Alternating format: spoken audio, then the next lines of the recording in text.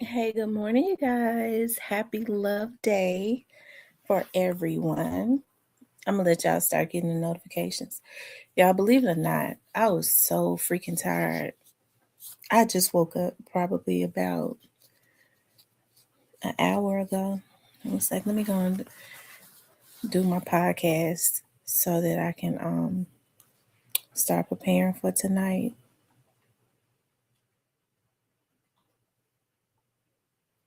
I'm gonna let y'all get the notifications. And I got some good news. Something that I had spoken with you all about probably maybe a month or so ago. I got some good news about it. How is everybody doing?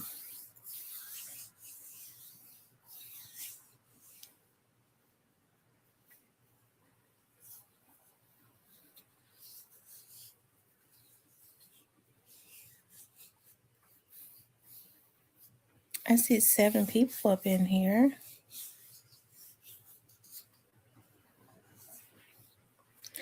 I know everybody is probably out getting prepared for like what Valentine's Day. I think my Valentine started like yesterday for me. Yesterday and today and tomorrow and Monday, because I'm off Monday, I am going to chill out and rest. That's what I'm going to do. Chill out and rest.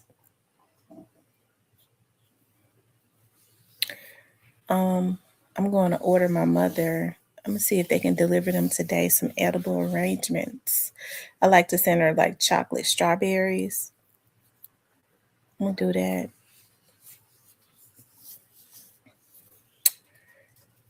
I'm gonna try to get my daughters and my grandbaby their gift before I get active today. Hey, Joy Loves God. Yeah, I want to talk about. So I want to give a report. I was waiting for everybody to come in. Like, okay, so probably like a month ago or some weeks ago, y'all know I was upset about a young man that was in jail, right? Hey, Jazzy C, a young man that was in jail for a crime that he did not commit, right? So what ended up happening was the young man, his a relative of his, had lied on him. Okay, this young man had been in jail for 2 years. Okay, and finally, I ended up going and speaking with the young lady, and she changed the whole story. Like um, she changed the whole story. She told the truth, and her her dad and them, like, they were kind of devastated, right? But they jumped right on board with trying to um help to get the truth out there and get this young man free. Well, the district attorney's office started giving problems, right? First of all, you have to make sure that the child was not coerced, and she's a teenager, was not coerced. And I'm so happy that when I spoke with her, I asked her, "Did I coerce you?" And to say, like, she just told the truth about what really happened, and he didn't touch her. And so we started to get proof. We started to subpoena records, speak with other people about the history of lies that this particular child has told, especially as it relates to sexual assaults. Well, the district attorney's office did not want to cut this boy loose. He'd been in jail for 2 years. There was reports of alleged abuse. This was a young man that had never been to jail, a goofy type young man. Just a real goofy, had not been in and out of jail. Alleged he's complained about abuse of being in the Shelby County jail, alleged rapes. And with his size, with the way that he was, it's not hard for me to believe it, right? Just totally put through hell for something he didn't do. So you get a new district attorney in there that want to get a lot of notches up under her belt. She want to try to give issues with just, going and listening to the evidence and releasing the young man. Okay, so there was a lot of back and forth with that. So I think the best thing that his attorney could have done was subpoena the alleged victim and the other family members. And I don't think that that district attorney, that new district attorney straight up out of law school that don't know a damn thing, was not ready for that. She looked to get embarrassed in court. And so yesterday, okay, um, the attorney was able to was like, while while it's continuously investigated, this young man need to be out. So the attorney is a fire attorney, okay, a fire attorney. And so asked for a bond hearing, went before the judge. The prosecutor was scared, didn't want to, I mean, totally, when saw all those people walk up in there with those subpoenas, were ready to tell the truth in front of the judge, she immediately started wanting to work with the defense attorney. And the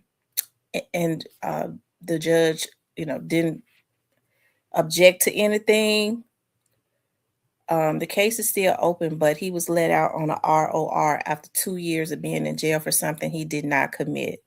And so now, while he's out, um, the attorney is going to, the next thing is to try to get the whole case thrown out. And I don't see why that wouldn't happen. But the most important thing is, it was so emotional because that child was so happy to be out. He's been in there since he was 18 and now he's 20. Okay. So y'all know where I got on, how I was emotional about that, how emotional his family was, knowing that he was in jail for a crime he didn't commit. This girl finally admits, I lied. I have a history of lying on people. Family admitted that they felt like it was a lie because she got a history of lying on people, but they wanted to support her. And so, y'all, that was just a blessing to see, you know, um, how happy he was in court. Stuff like that really, had me emotional. I can remember a time where I used to always feel like the prosecutors were right. I used to always feel that way.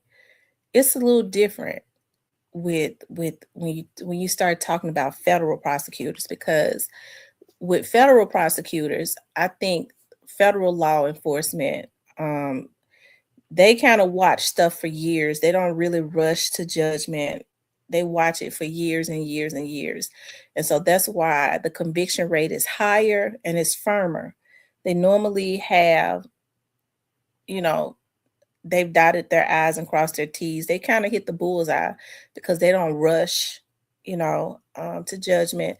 They literally will watch you for years. They have a team that will literally watch you for years and years and years and years, right? So that's why it's a little different. But with the state district attorney's office, and I'm not saying that everything that the state district attorney's office do is wrong. I'm just saying, like, I think, what Steve is doing is, he taught a lot of these students. He have a heart, and which a lot of law students do come out of law school and go work for either the public defender's office or for the DA's office. But I think Steve would prefer, like, with his practices, a lot of his experience is transitioning out because of whatever his policies are. And Steve is not a mean guy. He's actually a nice guy, really. Okay. He just kind of in over his head. And so your experience is leaving, but you're ushering in a lot of these law students. And you feel like, well, they're manageable because I taught them in law school. All they got to do is just go by what they're taught. It's different when you're taught something in law school and when you I misread this. I was sick. That's okay. Guess what? I overslept too. So we both overslept. Y'all know when I got on here last night, I'm not gonna lie. I had probably, it don't take but 3 for me to have me sleeping tired. Glasses of wine I'd had when I was out. And so that's kind of what's happening. You need experience in the courtroom. You need that. You need those years of experience. And I mean, he can't boggle down Paul Hagerman. Paul seems to be pretty firm, and he has some more prosecutors, a few more that's left there with experience. Okay, but they're on these specialized unit prosecutory teams or whatever, and you bring in this piss and vinegar and stuff, and these new attorneys with piss and vinegar, and they want to get notches up under their belt, and they're totally like omitting and or overlooking truth. Okay. I think it's so sad because yesterday I was sitting, I was in the courtroom. Of course, I was in Judge Mitchell's courtroom yesterday. And I mean, it was nothing but women uh, in the beginning, nothing but women. And it looked like yeah, it's so sad. And when I was listening to the charges, as she was, having them to stand up, attempted first degree murder, second degree murder, robbery, and attempted murder. I'm like, oh my God. Like, I don't know what is going on. Like, the charges that she was reading out for these women, y'all, it is so freaking sad. It really is. I don't know what is going on with women. And, you know, a lot of women, they have a lot of support. Their families was there. These women have children and stuff. You talking about, okay, this right here carries first degree murder, you know, robbery and first degree murder. Um, it's really sad. I don't know if these girls, because I don't want to say that, just always say, well, these men are leading these women into that. No, I think we're living now, because I used to think that all of the time. It's got to be these men that's misguiding these women and sending these women out to commit these types of crimes. I don't know, because we're living in a different time where everybody is kind of twisted. They're thinking differently, um, about stuff. And I see with Jennifer Mitchell, one thing I do see about her, Judge Mitchell, is Judge Mitchell has a defense background. Okay. So I can always tell what I've noticed is what I've been noticing is, like, when they have, even over at the federal part, when they have prosecutors background like Judge Coffey does, and when they have a defense background like Jennifer Mitchell does, it seems I always say it's kind of funny to me, like when they come from the prosecutor's office and they are elected judge or whatever, they seem to be conservative. When they have a defense background, they seem to be liberal. So I mean, I don't know, y'all. I was just happy for the child, to finally be able to walk up out of there. Right. To be able to walk up out of there yesterday, you know. Um, because it had been very emotional for his family. Um,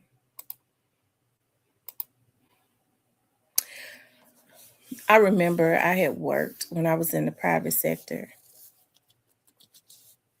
I had worked because even with those like cases that I worked on a long time ago, sometimes you might get a subpoena to come to court, even when you, because I mean, when you not in the private sector anymore. especially if you worked on those cases in the past, and it take years for them to get to court. I remember I had worked on this real high profile case of um, this. Well, I won't say because then people know who. Um, and it's different when they it's kind of different when they have money. It is. It seems like the blow is softer when um when they're not black and they have money, So I tell you, this man was was poisoning his wife, and he was poisoning his wife, and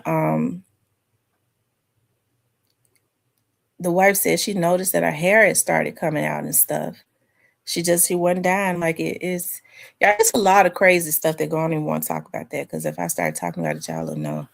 Anyways, y'all. Anyways, but shout out to I'm just happy about that because y'all know I was emotional last month. Y'all know y'all know I cries. Okay. Because I understand like injustice anywhere is an injustice everywhere, if I'm saying it right. Or injustice for one person is a injustice for everyone. But I think Dr. King quoted injustice anywhere is an injustice everywhere, if I'm quoting it right. And then one thing that I did learn, especially when I started taking in the beginning when I was taking my criminal justice classes a long time ago, when I at one time my major was criminal justice. And it is better to let 10 guilty men go free than to convict one innocent man. And I stand by that. But I stand just as strong when a person is guilty. Like that's why, like just as much passion as I would have for an innocent person going free, I have the same type of passion for a guilty person um, that has committed a crime against somebody being convicted, right? I mean, I don't have no breaks for that. I don't have any tolerance for that because, I mean, it ain't no need to be out here committing crimes against people. Like that's a violation. Like you violating folks.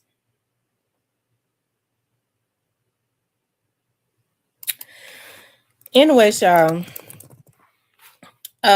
I want to talk about that. I want to talk about also like the gangs are bad in Memphis. Cypress had sent me something last night. I didn't get a chance to talk about it. It's just to stop live streaming. I'm glad about that. Um,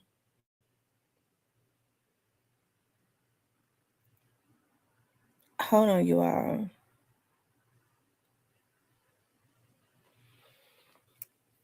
Let me see if I can find it.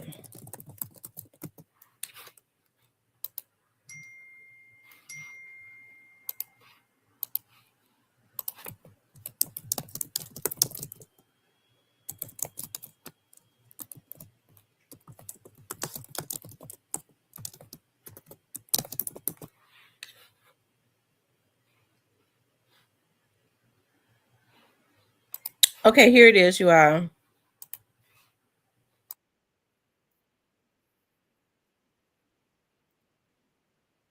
A large group of scammers that are scamming the people.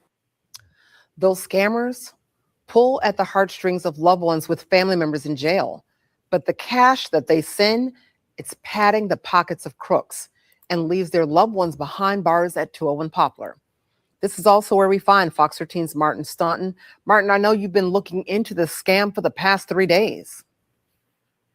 I certainly have, Darcy. I learned of this scheme while I was working on a story earlier this week about the conditions inside this jail. But I found out that some of the detainees' families on the outside are being robbed by people posing as bonding agents.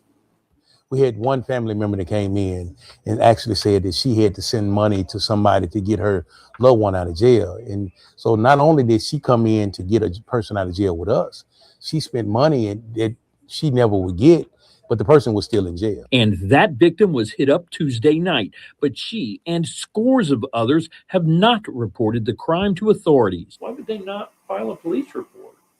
Lack of faith of the outcome. Honestly, they're afraid. They are either afraid or they have lack of faith of the outcome that an investigation will actually be done and they'll receive their money back. The only police report on file with MPD was made by Liberty Bonds and Blue Baron Bonding Company this past November. At that point, they had about 10 complaints of this fraud. In the report, they spell out the scheme as the caller poses as an agent, but they slip up on small details. In the report, it says they would misspell their location by giving the address as 208 Poplar, and they would tell citizens that they are Liberty Bell Bonds. In a very convincing scam, posing as a bail bondsman, they call those emergency contacts and ask them to post a bond for their loved ones through Zelle or WhatsApp. But that money never goes towards the bail, and none of these reported victims go to the police. Stenquist says she believes the scammers are counting on that inaction. Fox 13 visited a half dozen bail bond companies near 201 Poplar. Virtually all had received a call about this scam. It appears to be more than 40 victims. None have contacted MPD, but all have been taken for hundreds of dollars. It's a fraud. It's scammers, and we immediately tell them, please call the police. Please make a report. This is our report. We've made a report, but we can't be the only ones. There has to be more so we can put a stop to it. And listen up, there is one huge red flag that can stop these scammers from taking one more dime from anyone, and it's the phone call itself. Tennessee state law prohibits licensed bondsmen from soliciting business over the phone. So if you get the call, hang up. Darcy? That is the best advice. That is Fox 13's Martin Staunton reporting live downtown tonight. Thank you so much, Martin. Well, right.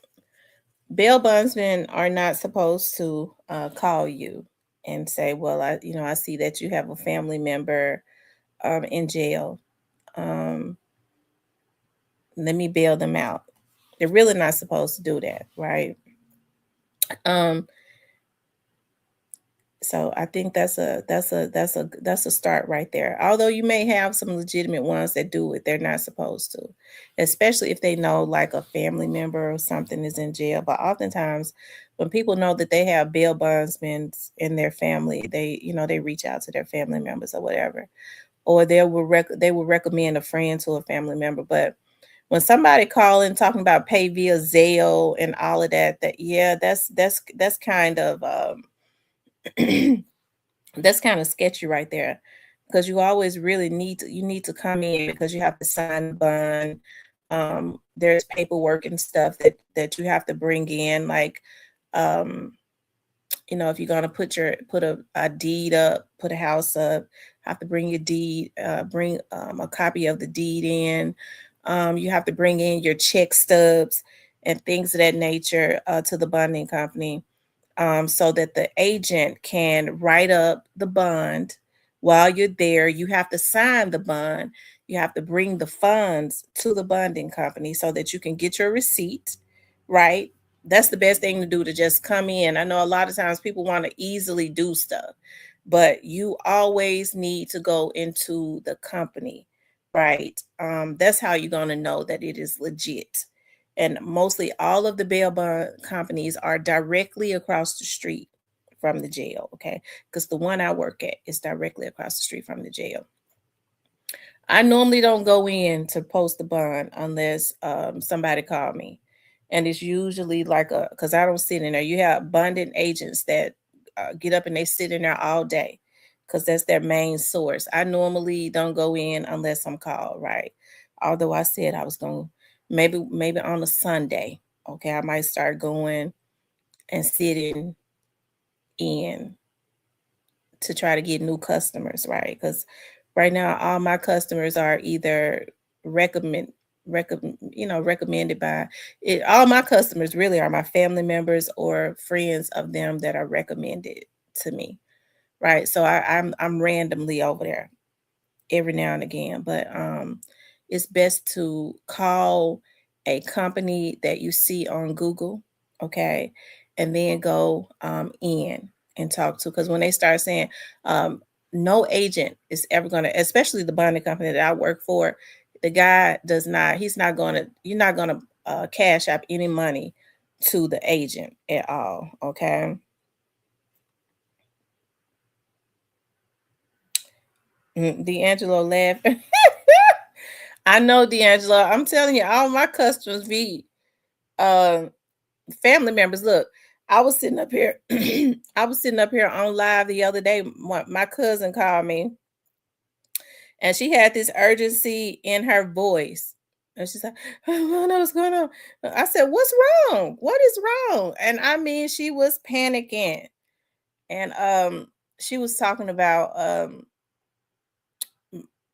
oh, Lord have mercy. My cousin, her brother, which is my cousin, his girlfriend, and her brother, the went and killed they even got into a fight with their first cousin and ended up shooting the first cousin and killing him. So I looked it up. I said, she ain't got no bond, and she probably not gonna get one. Just showing out with family and then mess around and shoot and kill your family that you've grown up with. Just a bunch of damn fools. Okay. But anyways, I mean, I know it'd be a lot of, people be in and out of jail on here. I am a bail bondsman. Okay. Um, you'll have to reach out to me though, because I mean, I don't sit over there at the bonding company. Not really. I only go in when I'm called because I have other stuff going on. And it takes quite a bit of time to like write up all of them, write up those bonds. And yeah, but you know what? Each and every time I write a bond, I hit a lick though. So I said I was gonna start trying to do like 3 a month, because I think right now I do like 1 a month. When the springtime and the summertime come, I don't know what it is about the penal facility, but my family just can't. What's ridiculous, D'Angelo? What's ridiculous? They can't seem to stay out of jail. Okay, it gets really bad around the spring, I guess, because people be out and stuff. But I mean, I understand why they want to call me, because I mean, if you call me, you're gonna get. I mean, you're not gonna stay in jail long. Okay, you don't stay in jail long. What's ridiculous, D'Angelo?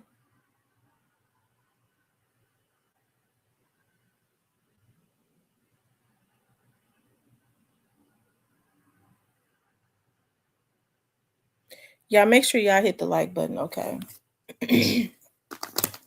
Anyways, when I was working at the company, over at the bail bonding company, I had a lot of I've bonded out a lot of people. Like I've bonded out a lot of quite a few rappers. They used to come through, and especially because I started at one time, I started going over there and sitting over there at midnight. I was like, dog, I had so much going on during the day. I told the owner, I was like, you know what, I think I'm gonna go in at midnight and sit in there. And I mean, the sheriff's office, like the fugitive squad, is right there. The midnights, they could see me. I'll be sitting in there a lot of times, and my mother was so serious, like, you don't need to be over there at midnight. I was like, I'm gonna shoot the shit out of somebody. So, anyways, but I never had any problems. I kept the door locked. The only thing about it was, sometimes homeless people, they would, because like in the back of the building, the lock was broken, and so they would come in through the back, and I could hear them. They couldn't, not in the office that I was in. It was locked, but I could hear them because they would be wanting to come in and sleep back there, right? And that was back there because this is some attorneys that work back there, so I could hear them back there, because they couldn't get up to the front where I was. But I remember one time I was over there. I don't know what it was, because I could be up at night. I would. I could. I didn't go to sleep because it was real bright around there anyways. And this guy hit the window. I was looking up at the TV. He had just gotten out of jail. He said, boom, boom, boom, boom, boom. It scared the hell out of me. Because when I looked at him, he was like, I just got out of jail. I came to sign my bond. And I was looking at him, and his eyes was dancing. His eyes was dancing like in his head. Okay. Raymond Houston, what's Walking Dead?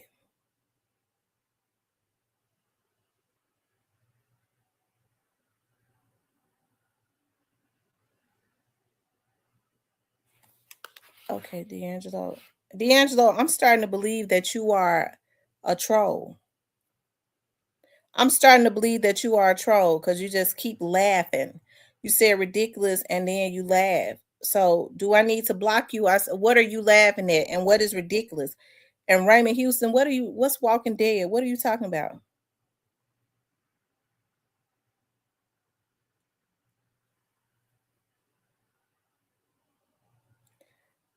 Okay, but I really want Raymond Houston to tell me what is Walking Dead. What are you talking about? Don't block him.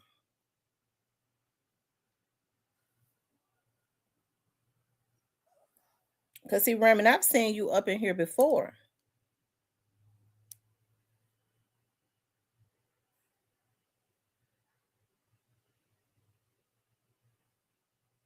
Well, then I asked you a question.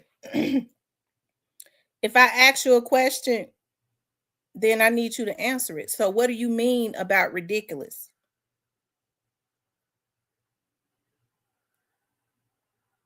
So Raymond Houston, what are you talking about Walking Dead?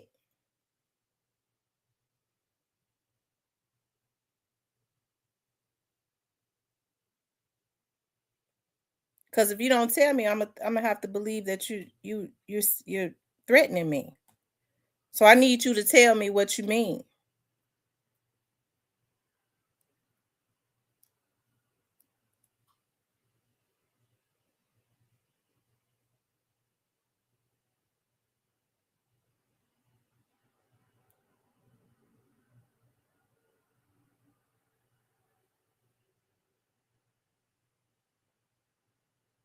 Oh, okay. Well, I'm glad you specified that. So who were you talking about? So anyways, he started beating on the door.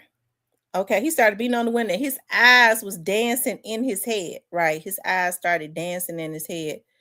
And I thought about it. I was like, should I let him in here? Because I was looking at his eyes. I paid close attention to people's eyes, and his eyes was really dancing. He was like, I came to sign a bond. I was like, dog, I hate to let this man up in here and now I have to shoot him. And so I was like, come back tomorrow, because it was like 3:00 in the morning. So then one morning I was sitting there. It was like, it was always, everything started to jump off at like 2 and 3:00 in the morning. One morning I was sitting there because the owner was like, the owner of the facility was like, I can see everything. You know, you don't have to worry. Like, I can see everything. Like when there's movement on the outside of the building or whatever, I get a ping on my phone and stuff. We get notifications. So you ain't got to worry about nothing. Police, the sheriff's office can see you over there too. And so I remember this homeless guy. I was sitting up looking at TV. I think I must have been half asleep. And I was sitting up looking at TV, and he came and stood in front of the window and y'all flashed me. I was like, oh my God, Lord have mercy. This man. And so the owner was like, I'm surprised because it happened all the time when we there in the daytime. It's like he was like, it happened all the time. Like when we there in the daytime, we get flashed all the time. I was like, Lord Jesus, a homeless man that came and flashed me. Why he want to take his little thing out and flash me with it? Lord Jesus. So I started getting like some of my friends, a couple of my friends to come and sit up there with me. And which it was still cool because like I would get all of like the random people, like when they would Like I saw when they started doing, they had an operation going on. I forget what the operation was called. Like I could see them out of the window. Those police cars would be lined up. They would be lined up. And I mean, I remember one night I made so much money. Oh my God. Like people have started calling because a lot of people go home at night. But I was over there. They be one, people just get out randomly. Their family just get out randomly and start, trying to find a bonding company, find a person. And so I remember one night, I forget what the operation was called that the police had going, and they was getting out and they was arresting everybody that had warrants. Like they just, the cars was lined up for the Sally Port. And it was like I could not bund them out fast. Like I couldn't get over there fast enough. Like, and I remember like during that time, like sometimes I would go over there to pay a bond. Shoot, while I was standing there, the same police officer dropped one person off and came back with another arrest. Oh my God. I think during that process, I know one night, just in a time period of 11 o'clock, because I got there at about 11 o'clock p.m. until about 6 o'clock in the morning, I must have made about probably like $8,500 just in that night. And during like that whole time period of when they was doing those little stings, it was really good for me, like working overnight. I couldn't do it much because my body, when you're working overnight like that. And so at first I was doing it 3 nights. And then I told him, I said, I think I'm gonna have to do it 2 nights because I'm real tired because I was still doing my investigative stuff, which was priority during the day for the attorneys. And then I told him I'd do 1 night because when my work picked up in investigations, I was like, dog, like I ain't gonna be able to, go over there and stay over there all night and then get up in the mornings and get out and do what I need to do. So but it was cool though. You get the opportunity to meet a lot of people, like some of those rappers. Oh, so some of those rappers, I love when they would come up in there. I would never say who they were. Never, ever, ever, ever, ever, ever. You don't miss. I would never say who they were. But people would come up in there. They would be counting their money out. How soon can you have them out? Dude, can I, if I pay you, no, you don't need to pay me more can't do that. The guarantee they'll be right back out. But I mean, we would get them out before, or I would get them out before, daybreak, because that's what they would be worried about. Their managers and stuff come up in there and they could be real, real pushy. They tried to be anyways, but they were cool though. They were just trying to get, I guess, their person right back out. But they would come up in there. They never said, of course, they would never, a lot of the rappers would never, they never talked about, they had been in jail or anything like that. I never did either, because I needed them to come back to see me, right? So I never put that out, especially like during this, was it last summer? Yeah, last summer. Last summer, I almost broke the bank on them. And I might do it again this summer. Operational Blue Crush. It may have been Blue Crush. I think Chief Davis had changed the name to something else. D'Angelo. I think Chief Davis had changed it to something else. But it was definitely an operation where they was just they go and they just pick up everybody. Mm-hmm. So I might do it this summer. I don't know. Especially I have so much going on. It'd be so hard. I think I have too much going on. I gotta prioritize stuff because I'll be thinking I'm so random with stuff. I'll go, oh, I want to do this, and then I'll just start doing it, and I totally negate that I got 4 or 5 other things going on. So I gotta like put things in perspective.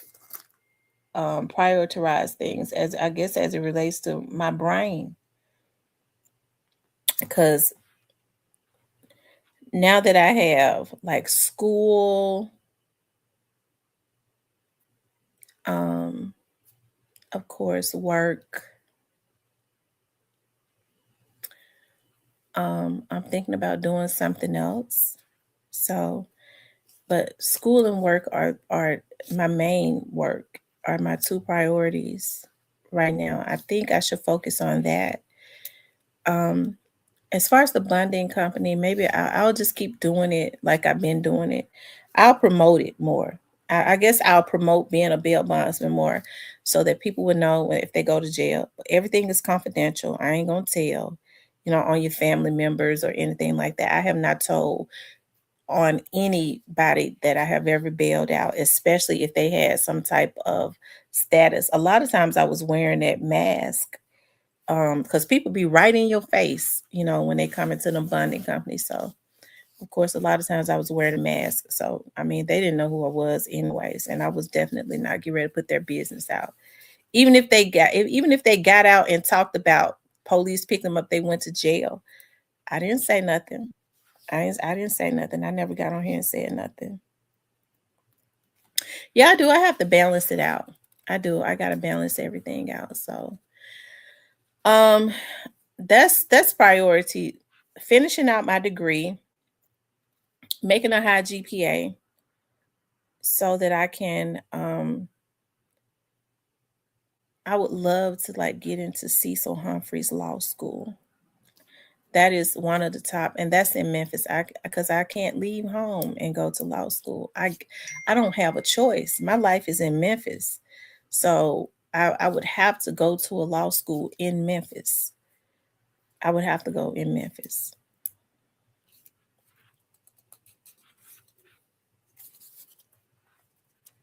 So that's why I have to keep my GPA high, because Memphis has one of the top law schools, and you definitely have to have a high score to get up in there. And my job, I love my job. Just being able to help people, where their lives are affected the most, and most people's lives are affected the most in the criminal justice system, and having the opportunity now to see it from all aspects, because of course, he says stop overthinking over. That's true. Stop overthinking and overreacting. I definitely overthink. I overthink a lot. And it makes me overreact too. And then after I calm down, I go, well, maybe they didn't mean it like that. I'll go, well, maybe they didn't mean it like that. Because a lot of times, like when people come in here, believe it or not, I'm so guarded. And I think, I don't, especially when new people come in here that have not had the opportunity to see like the history of what has happened to me on here. So I'm very, very guarded. A lot of times I will jump to conclusions. I'll go, why you say that? What are you trying to do? What are you talking about? Are you trying to threaten me? Because I've had people to especially if they're new. That's the reason why when Hitta was doing saying that I said that, like if it's a new person to come in here, I absolutely do it like that. Hey, how you doing? I ain't never seen you. Oh my God, Hitta like to have tickled me to death when he was doing that rendition of, I guess, of me. And but I do, because I am very guarded. Like I had the opportunity to see firsthand like how sick people can be. I'm like, dog, I'm sitting up on a damn vlog with 40 people on here. Like it ain't nothing like exciting about me. My life is boring. I work all the time. Like it ain't like I'm no celebrity or anything like that. But I guess, people are sick. People become, I guess it's just in human, I don't know. I guess it's in the nature of a sick person to become fascinated for some reason with other people's lives. My life is very boring. Okay. I like to sit by myself all of the time. That's just one of the things I like to do. I like to sit by myself a lot. Thank you, Raymond. I like to sit by myself a lot. And and think and meditate. If I couldn't do that, I don't think I could function. You know, you have a lot of people. I've always been reserved. I've always been very shy and very reserved. And so I think because I get on here and people see my personality and my character are two different things, right? So when people see you out, they expect for me, yeah, girl, you know, I said you was cussing at this, and that. I don't be doing that when I'm out. I'm gonna sit in a corner, real reserved, and kind of size up the room and ain't gonna say nothing. That's just how I've always been, right? That's just how I am. But when I'm on here, it's easy. I keep my camera off. And the only reason I keep my camera off is number one, as when I was doing it first, especially when I was out in the private sector, when I was doing a lot of undercover work. I changed my look up a lot. So I kept my camera off. I changed my look up a whole lot because I had to, right? So I kept my camera off, but it's easier for me to talk to you all with my camera off because I'm so shy. And that is the God's truth. Because if I had my camera on, I don't think I would be able to, like, it would be weird for me. That's why it was easy for me to do my TV show because I didn't have an audience there. As soon as my dad started saying, well, you know, I want you to come over here, and it was an audience, it was very hard for me, you know, with a lot of people looking at me and stuff. It made me real shy.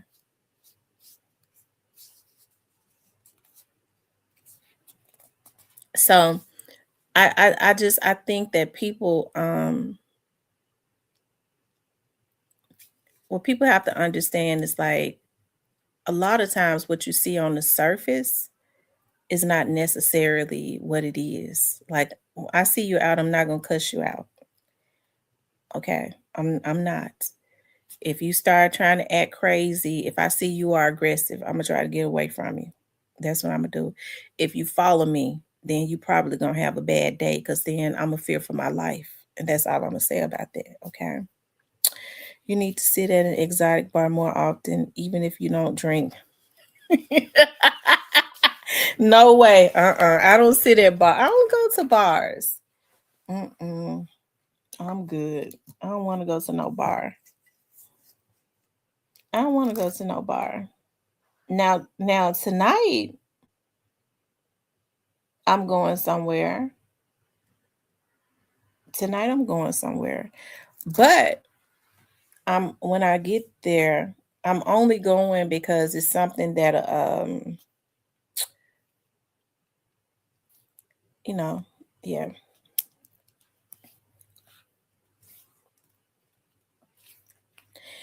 Yep. I tell you. Oh, I was talking about are the gangs and stuff getting out of control in Memphis, right? And the reason he says, and the reason I said that is because shout out to Cypress. Cypress sent me some last night, y'all. I was drinking wine at the and I had a Indian beer. I had an Indian beer. The person I was with last night talked me into getting like an Indian beer. It wasn't so bad, but it had a lot of alcohol in it. But I mostly drank wine. They have some sweet wines. It was good. I like sweet wines. But so I couldn't deal with it. Like, I got on last night. I was something. I don't know. Anyways, Cypress had sent me something last night about Trey Slime.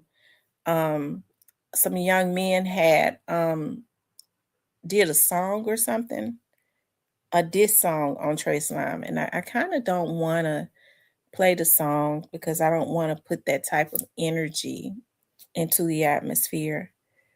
But I was reading the comments of the video, and I was reading the comments up under the video, and the people was like, well, they was like, you know, they said it's not their work or whatever, but they were speaking about him being shot, I believe did they say they shoot him in the face? And then it went out in his back or something like that. They kind of spoke about that. They kind of spoke about in the song that he's almost unalive. And so here's the thing that I have to say about that. Because they was talking about get back, don't have an expiration date. Y'all, it's got to be some type of intervention. Okay. I know Trey Slimes was out there in the street and doing whatever, he thought he was bad enough to do. But Trey Slimes is still as far as we know, he's still alive. If he's still on a ventilator or whatever it is that's going on, he may be out of the hospital. Who knows? Okay. Evidently, but even if he is, let's just say if he is, because I don't know, on a ventilator, evidently there must be some type of brain activity. His family feels like there's some type of hope that may bring him back this way. Trey Slimes is a young man with a lot of potential. But what these kids got to understand is when you draw blood, and I'm not just talking about Trey Slimes now, when you draw blood, okay, I don't care how adorable you are, how talented you are, when you go and you draw blood somewhere else, and when I say draw blood, you may go and unalive or hurt somebody that is near and dear to somebody else. They're going to want their get back, right? And so it's like a repetitive cycle, because you think about it, whoever these people were, and I don't know who it is that did what they did to Trey Slime, they have been trying to unalive him, and God, they shot him straight in the face the first time and he survived. Okay, his face was swollen up, but he survived. And then they went, and it seemed like to me they might have did the exact same thing, hit him in the face, and he's still fighting, right? So if you ask me, that's a person that has some, because if he pulls through this, that's a person that definitely has some type of mandate or calling on their life, as we all do. We all have some type of calling on our life, whether we adhere to it or decide to answer it. That is totally up to us, because God gives us free will, right? But what these kids got to understand is that if they don't stop killing each other, they are going to make our race extinct. A lot of us are getting older. We're in our 40s. You got people in their late 30s and their 50s and 60s. Hey, we're getting to the end of the road, right? And so it is up to the young people to carry on our generations, our legacy, our community. But we cannot have a Black community, a pure Black community, without pure Black men. Okay. We need Black men in order to produce Black babies.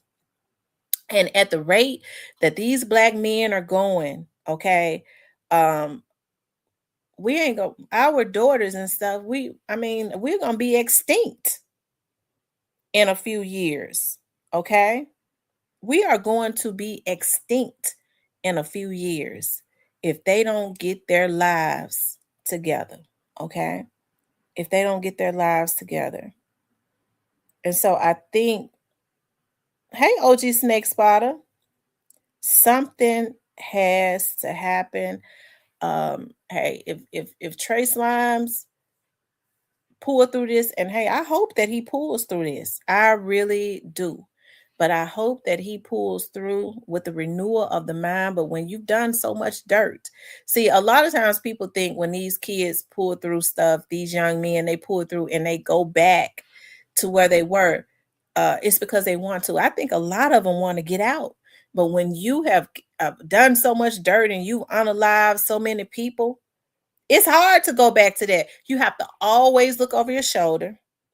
Your family and stuff is always in danger. So what they do is they have to go back to those areas where they feel protected around the people that they feel protected, because if they start to try to isolate themselves from those type of people, not only are they looking at their opposition trying to get revenge on them, now they got to worry about the people that they once felt protected around trying to get revenge on them for trying to isolate themselves. And that's why I think it is just good to start trying to teach your kids about not joining gangs. And so, because kids are a product of their environment, if they are around that peer pressure, it is hard not to do. So that's why I say, instead of going and buying weed, feeling like you got to be at the damn weed man and bragging about how much you spend on weed all the time and how much you spending on your nails and your hair, and you going and buy, Gucci shoes and shit like that, and you living in the damn projects, your ass need to be trying to save some of that money to get up at the projects, okay, to get your child away from those type of environments. That's the only way that they're not going to fall prey to that. But people don't want to talk about that. You know what I mean? Well, bro, my environment. Yeah, you are a product of your environment, but you sit up and you brag about weed, just like the income tax checks and shit get ready to come out. They get ready to go buy them raggedy ass cars. They get ready to go buy a man. What you look like with a damn nice car, okay? And you living in the hood, okay? Your priority is a car. Yes, you should have a car. But why would you go and brag about spending $40,000 and $50,000 on a car and you living in the hood? One thing that I do see about a lot of rich people, they might be driving a damn Toyota Corolla, but if you follow them home, you gonna get stopped at the gate because they living behind a damn gated community, because they understand the safety and the environment is what is important. They don't want their children to be a product of no bad environment. So yeah, my Toyota Corolla gonna get me to and fro. That's all I need, for it to have low mileage, for it to have low maintenance, for it to be a nice car, not smoking, a new car, okay? But that house, that area that I live in gonna be right. But in our community, you subject to go any day to the hood. That if you sneeze in the house too hard, you gonna fall through the floor. Anytime it rains, okay, you gonna get a bath because they don't take care of the damn roof. The roof got a hole in it. But parked out in the driveway is about $60,000-$70,000 worth of merchandise. Okay. You could have done got you a new house, moved in a new area, or fixed that ragged ass house you living in with that $60,000 worth of merchandise that's parked in your driveway. The neighborhood's so bad, you got to pull the car up to the window at night so that you can hear it when somebody trying to break into it. But our people got the priorities mixed up. Okay? They take their taxes and go and get a raggedy ass car. Girl, you know what I got? I went and got me a Mercedes Benz. It's got 250,000 miles on it. Somebody done rolled the hell out of it. It ain't no good. You ain't even got the money to keep up the maintenance. Not only do it got 200 or 100 and some thousand miles on it, you got a damn note after you done went and put 10K down on the damn car. You done put your whole taxes down on it, and now you got a damn car note that you can't afford. So you just made the dealership rich because they already know you can't pay the car note, but they sure got that down payment. And even if you can pay the car note, if you can't even pay for a damn oil change on it. Okay? So that's why I say our people got to change our mindset. I feel like in our community, everybody want to keep us in a certain position. So what they want to do is they want to spoon feed us honey all of the damn time. Okay? And so now you hear a lot of Black people say, I'm a victim. I'm a victim. Okay, you a victim. You have these girls that do hair. They've been standing over the stove. You know, they won't even go get they get all this income tax. They don't even think enough of themselves to go and get their license. I make a lot of money without my license. So why you gonna put yourself in a position if one of your friends get jealous of you, they gonna call the board or something to let folks know that you doing hair? Because I think that's against the law to be doing hair without a license. Right? So why do you put yourself at the mercy of other people? Okay, if they get mad at you. Whereas with all of this income tax that they get, they could have went and got their license from the state.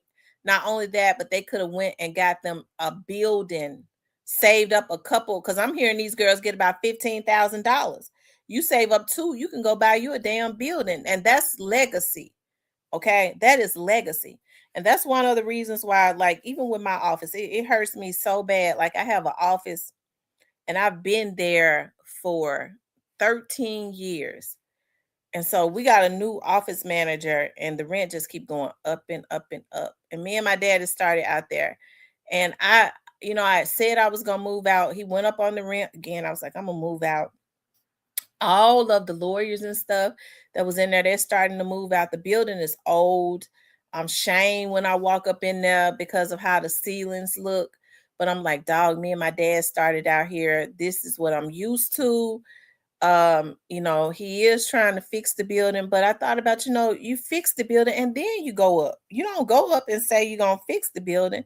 And so I made a decision. I was like, one of my friends who is really good with like he had been saying, the money you pay for that office, it would be cheaper if you got yourself a house and gutted it out and made it like a office. And I was like, yeah, I'm gonna do that, but I ain't have time to do it. And so now I'm thinking more about it. And so I've made a decision. I was like, dog, keep going up and up and up on the rent. It's not worth it. But I feel like that's God constantly pushing me out because I want some legacy for my kids. So if I go get a house and I gut it out, the mortgage on it would be a lot cheaper every month. Okay, if I go get a duplex, I gut it out. What I'm gonna do is I want a duplex with like split with like another duplex on it. I'll gut that out. I'll rent that office out to like a lawyer that's coming up out of law school, and the other part will be my studio, right? And the mortgage on it would be cheaper. But guess what? When I pass on, guess who gonna have it? My daughters and my grandkids. You see what I'm talking about? Rather than constantly pumping money into an office in an area that people don't even really want to come in. Okay. So you have to think about stuff like that because I'm stuck with what's financially better for me rather than memories. Because that's kind of what keeps me there. The memories of being in there with my dad and being there all that time, right? That's what keeps me there. But financially, paying $1,000 for that area is not it, right? When I can go and buy a house somewhere in an area that is more feasible for me, and the mortgage will probably be $500 or $600, right, on a duplex that I gut out, and then I could leave that behind for my children, and then they can rent those areas out, that out to other people, and they can have some residual income. That's the type of stuff that you really have to think about, right? But I think as us Black people, to include, me, because I'm Black, we are creatures of habit, and then we get stuck in complacency and being comfortable, comfortability. So he says it's definitely not going to get any better. Well, as far as no, it's not going to get any better. I do hope that Trey Slime pulled through. I don't know. I hope at his age, unfortunately, when they're at the age that they are at, I don't know. It's, they say a person's brain does not stop developing on it's not mature until 25. Like that 25 is your brain has totally processed. I read that. So that's why, we give people grace. Well, I do, because I think about a person that when they're 18 years old, they'll be different when they're 20. Those that are 20, they'll be different when they're 25. And so, you constantly mature. But I'm talking about this as far as the brain. But oftentimes though, when they damn fools after 30, they just a damn fool anyways. Okay. It really ain't nothing you could do about that. Because that's what they choose to be. Zoomer says age 33 nowadays. That's true. Or older.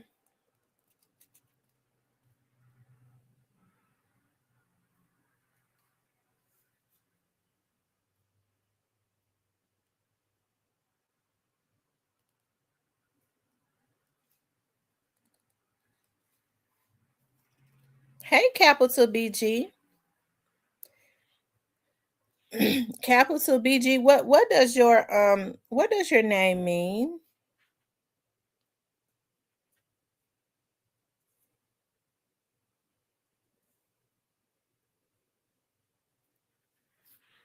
Your kids are hilarious, but I think it's sad when they are when they're being killed.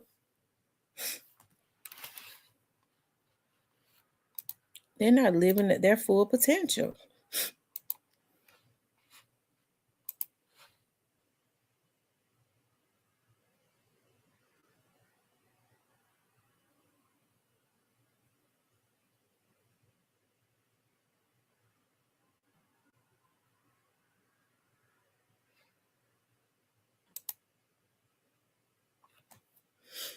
Y'all make sure y'all hit the like button for me, okay? Make sure you guys please like, share, and subscribe.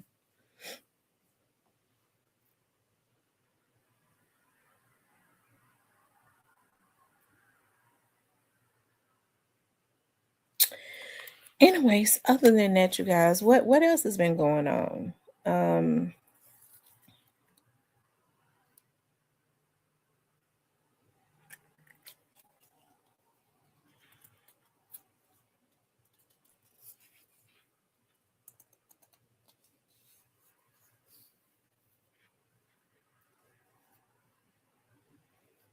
He said Gimbal's out here.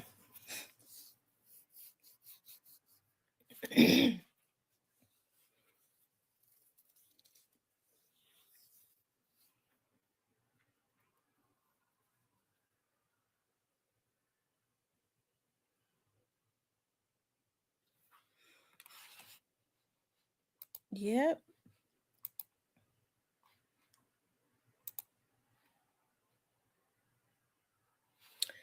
So what do you all plan to do for Valentine's Day?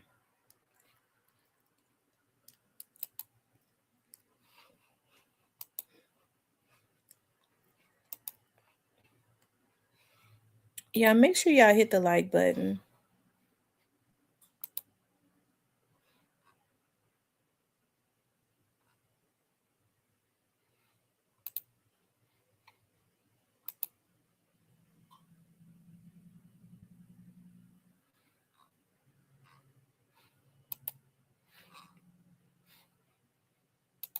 Hold on, you all.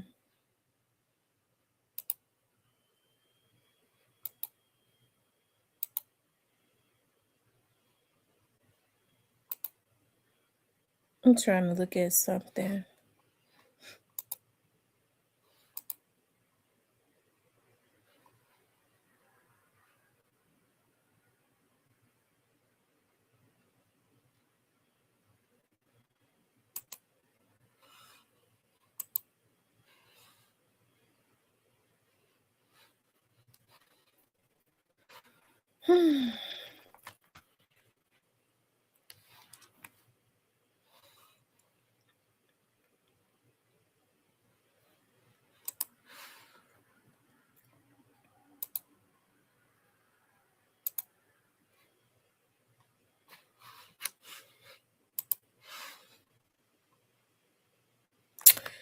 Yep.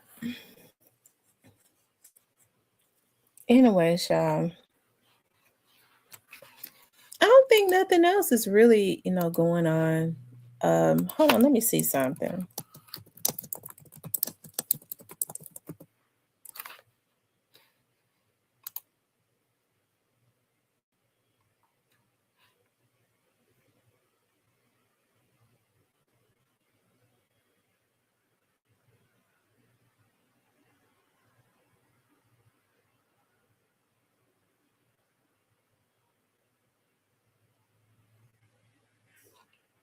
Hold on, y'all. I'm looking at something.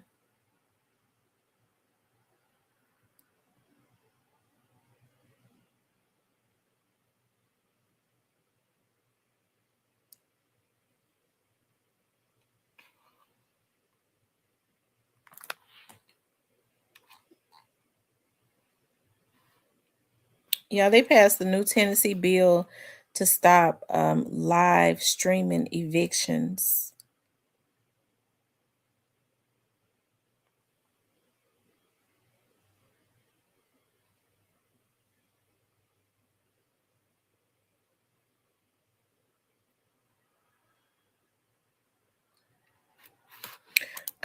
I think that they're doing like the best that they can. You know me, I'm turning wrenches on this new Chevy that I bought, Carla. Yeah, it's okay to, and I'm not saying that people shouldn't buy the cars and stuff that they like, but there's no way that I'm gonna be driving better than I live. I'm not going to have an expensive car and live in a bad neighborhood. I mean that those are I mean everybody's priorities are different because I'm gonna say this, like people get inherit houses, okay, that they may inherit a house and it may not be in a good area. So they might decide, well, listen, I want to go fix this house up. It's paid for and live in the area. That's different. That's different. That's a to me that's a smart thing maybe if you don't rent it out, but for me, I would prefer to my priority is living in a safer neighborhood, a nicer neighborhood rather than I want the neighborhood I pay for to be more expensive. That's if I can't have both, because sometimes you can have both. But if I had to choose, definitely the neighborhood that I live in is gonna um, is priority.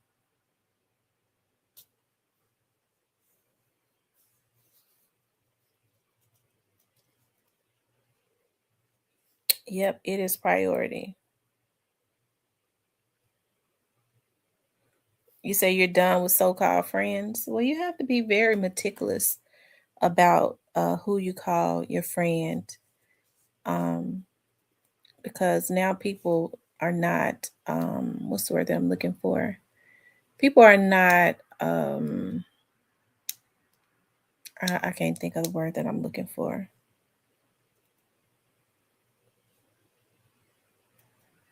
They don't have any self-control as it relates to um, trying to hold back jealousy. Like you have friends and stuff that be stabbing at you.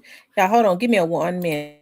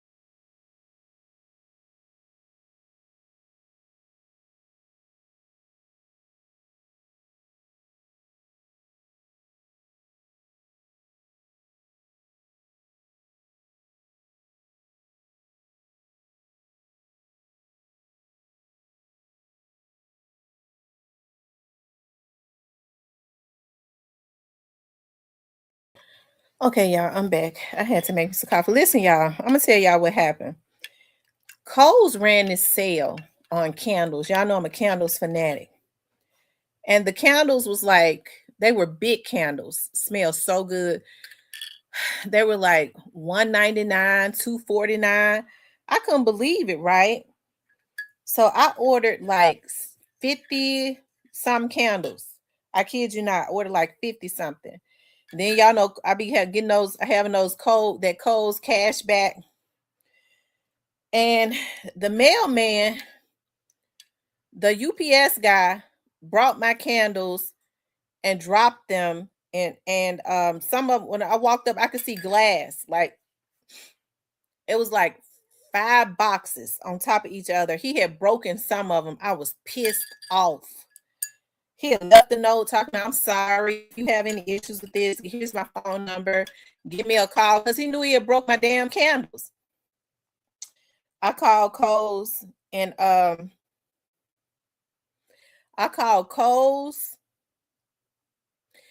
was pissed off. I told him about what the mailman had did.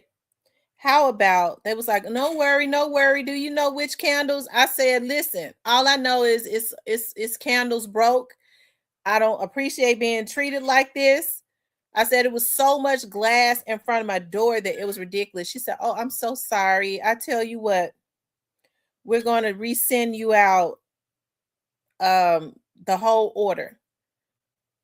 We're just going to resend you the whole order. So when I opened the box, it was like the bottom box where he had broken, it was like 3 candles broken. So I was able, 3 or 4, I was able to take those candles out and put them in another glass. But they sent me, oh my God, they sent me all of like the whole order over again. I finally, because y'all know I have so many candles I ordered from Goose Creek. I finally lit one of those candles. It's like 100 and something in there. And when I walked into my house, it was smelling just like flowers and roses and orchids. And oh my God, I think the name of this blue orchid, that candle. And I lit it in my bedroom. Like it met me at my door yesterday. Oh my God, I could smell it. I could tell it's got lavender in it, the notes that it has in it. Oh my God, it just smells so good. Like a bed of roses.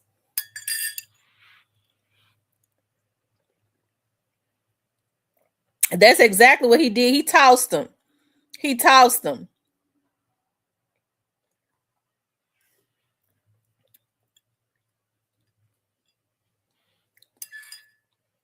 Dialogue. That's exactly what he did. He took them and tossed them.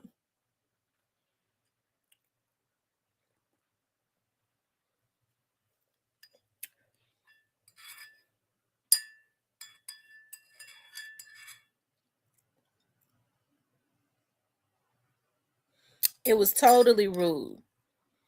Could have cut my feet and everything else.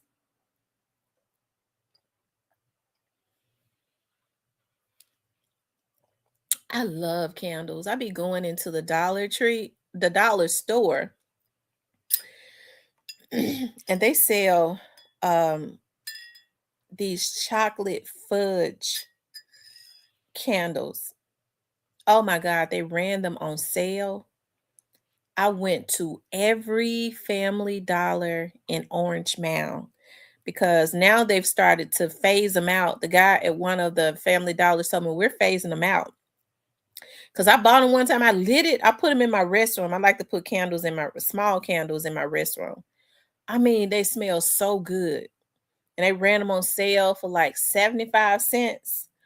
I went to every Family Dollar in Orange Mound because it's one on Park, it's one on Airways. I mean, they were still in the boxes. And I got all of them. I was just picking up the boxes and putting them. I got all of them. So I got them stacked up so that I can light them in my restroom.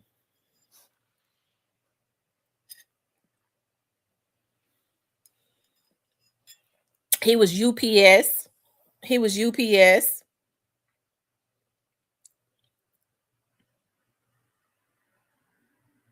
That's why he left. That's why he left that note.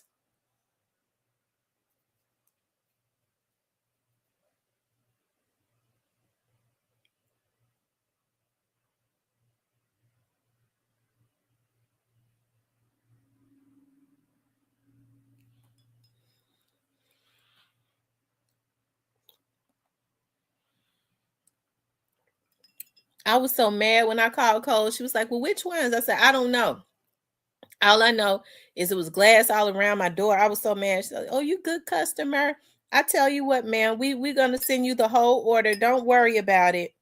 Don't worry about telling us which candles it was. We're just going to send you the whole order with the 50. I think it was 53 candles.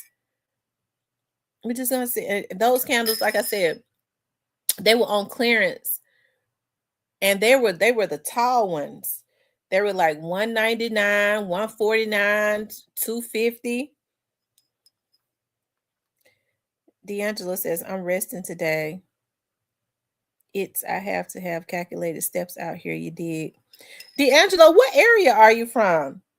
Where do you live at?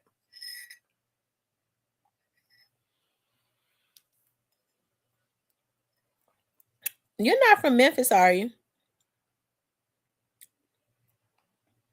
What state are you from, D'Angelo? He says, now, if he was Amazon, good luck. Yeah, Amazon. I have a friend that works at Amazon. He's a Amazon truck driver. He says that the people that drive the cars and stuff at Amazon, they be stealing all the merchandise.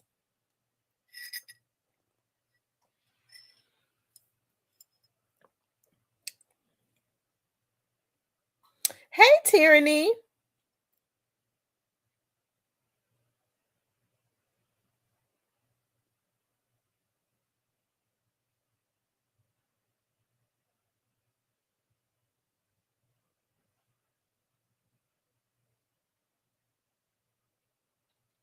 D'Angelo, what state are you from?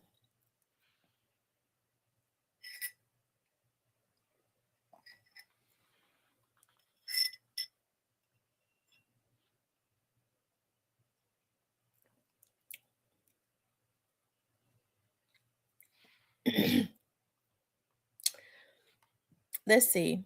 It says D'Angelo Tyler 3602. If I had to decode your real name, I would say your name is Tyler D'Angelo and you was born March the 6th of 2002. Am I right? Y'all make sure y'all hit the like button.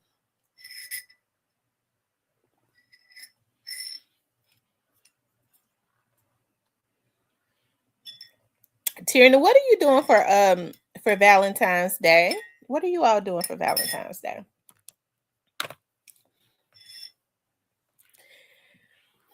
At first, we was gonna go to the casino tonight. I think about everybody gonna be at the casino tonight, so I don't want to go to the casino. Even though my right hand has been itching, I'm not gonna go. We're gonna go somewhere else. My cousin is having a Valentine's Day, I guess party or something at his club, and the only reason I'm going is because my cousin's club. So you don't hey Edward Potts. My cousin's club is always heavily saturated with all of my relatives. One thing about it, they get out and they support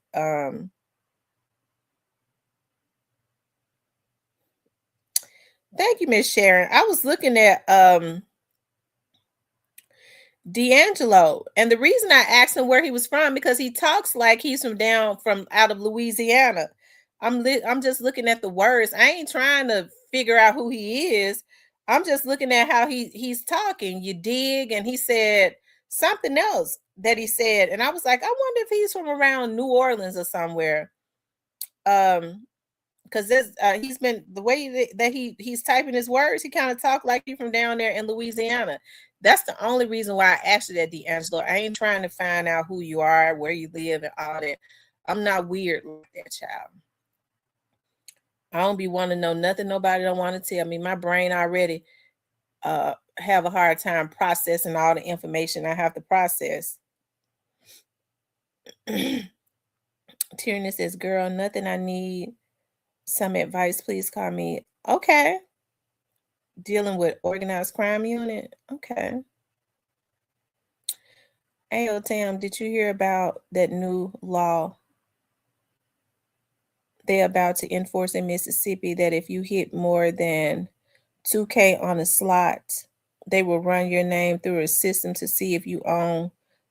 Oh my God. No, I didn't know that. Oh my God.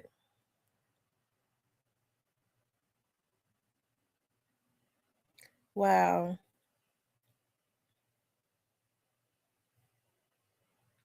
My mama made me have some conviction the other day. But I told her, I said, I hope you're not male identified. Like, I was talking about my oldest daughter's dad. I think I've spoken about that with you all, but he was something else though. He wasn't mean or anything. He was just a young man. He was gorgeous. He was a very nice looking young man when he was young. Okay. And so a lot of women liked him. And what I was a young girl that had not had any experience but with one man. And so when I guess he decided he was just gonna play me, because that's exactly what he did. He played me, right? He played me and I got pregnant.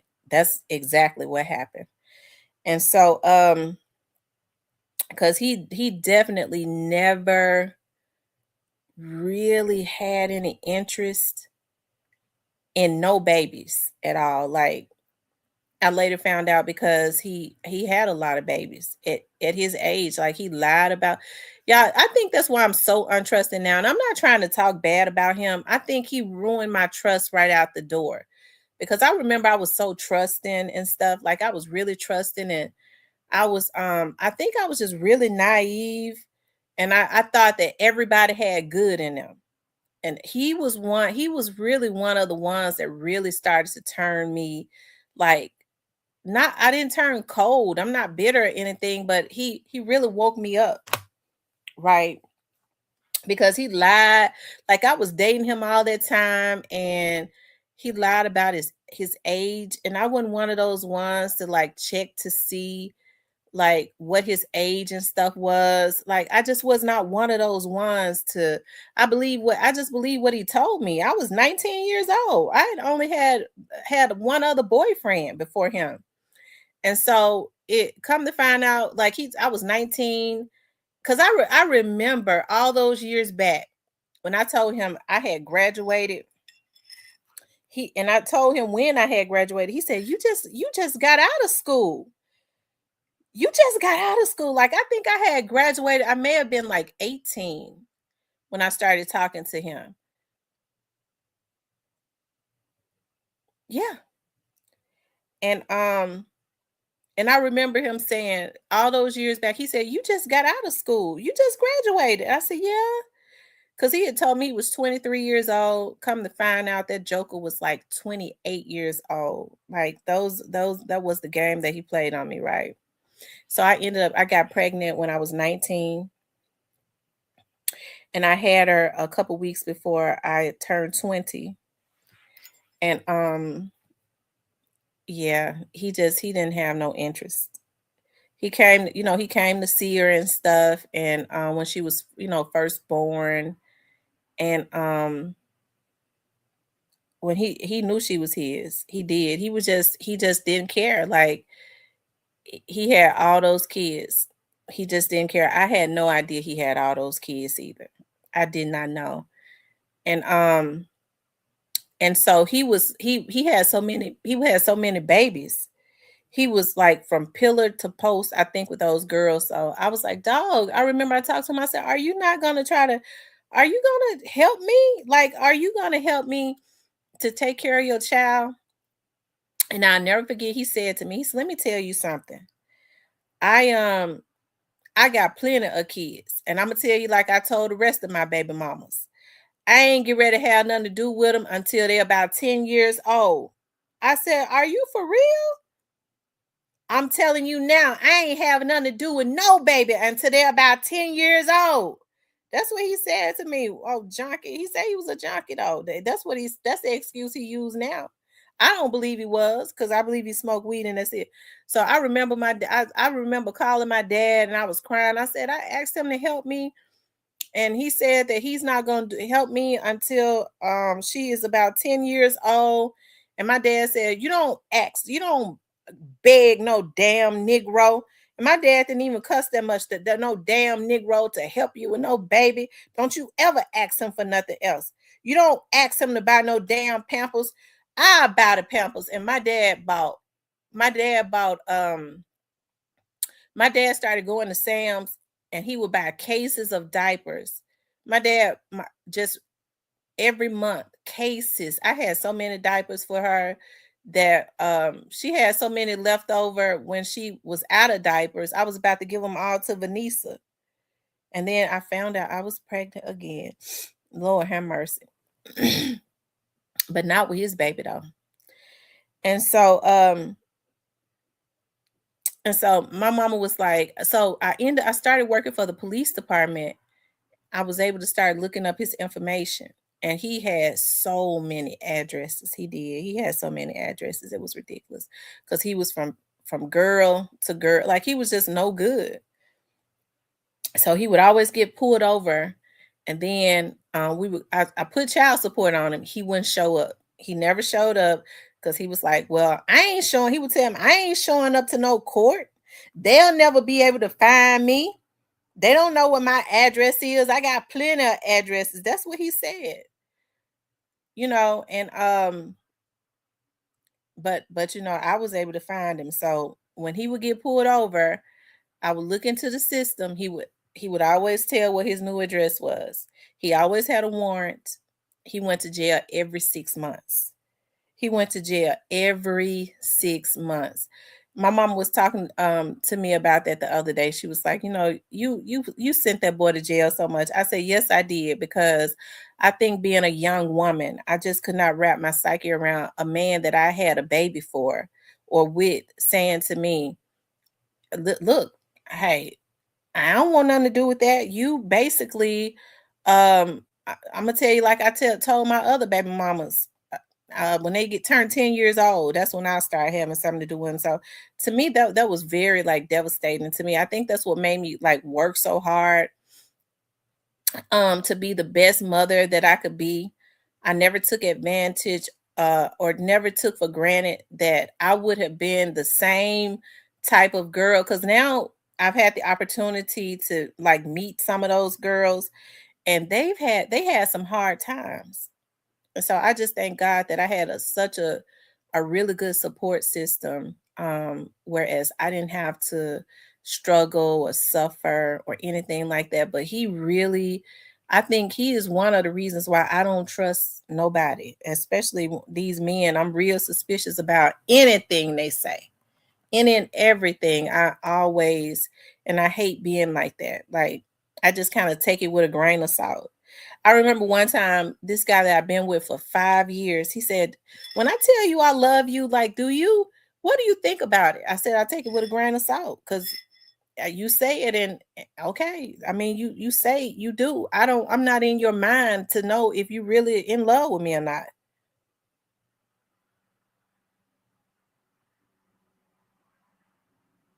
He said, I love candle lights and movie nights. So relaxing. I love candles.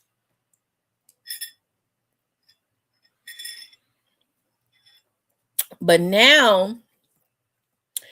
he said that, you all, but he would see her. He would see her though. He would, like, he was so random with it.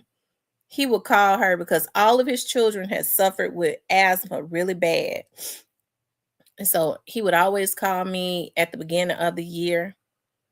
He would go months without calling her when she was a baby or checking on her. And then he would always call at the beginning of the year. I was calling to make sure she wouldn't have no issues with asthma. She had bronchitis, but it never developed into asthma, and she grew out of it. She was the only one of his children that did. And I think about him now, though.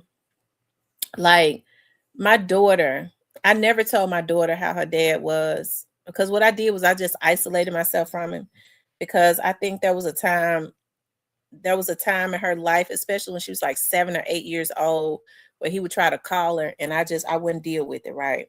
I didn't tell him he couldn't see her. I just wouldn't take his calls or nothing.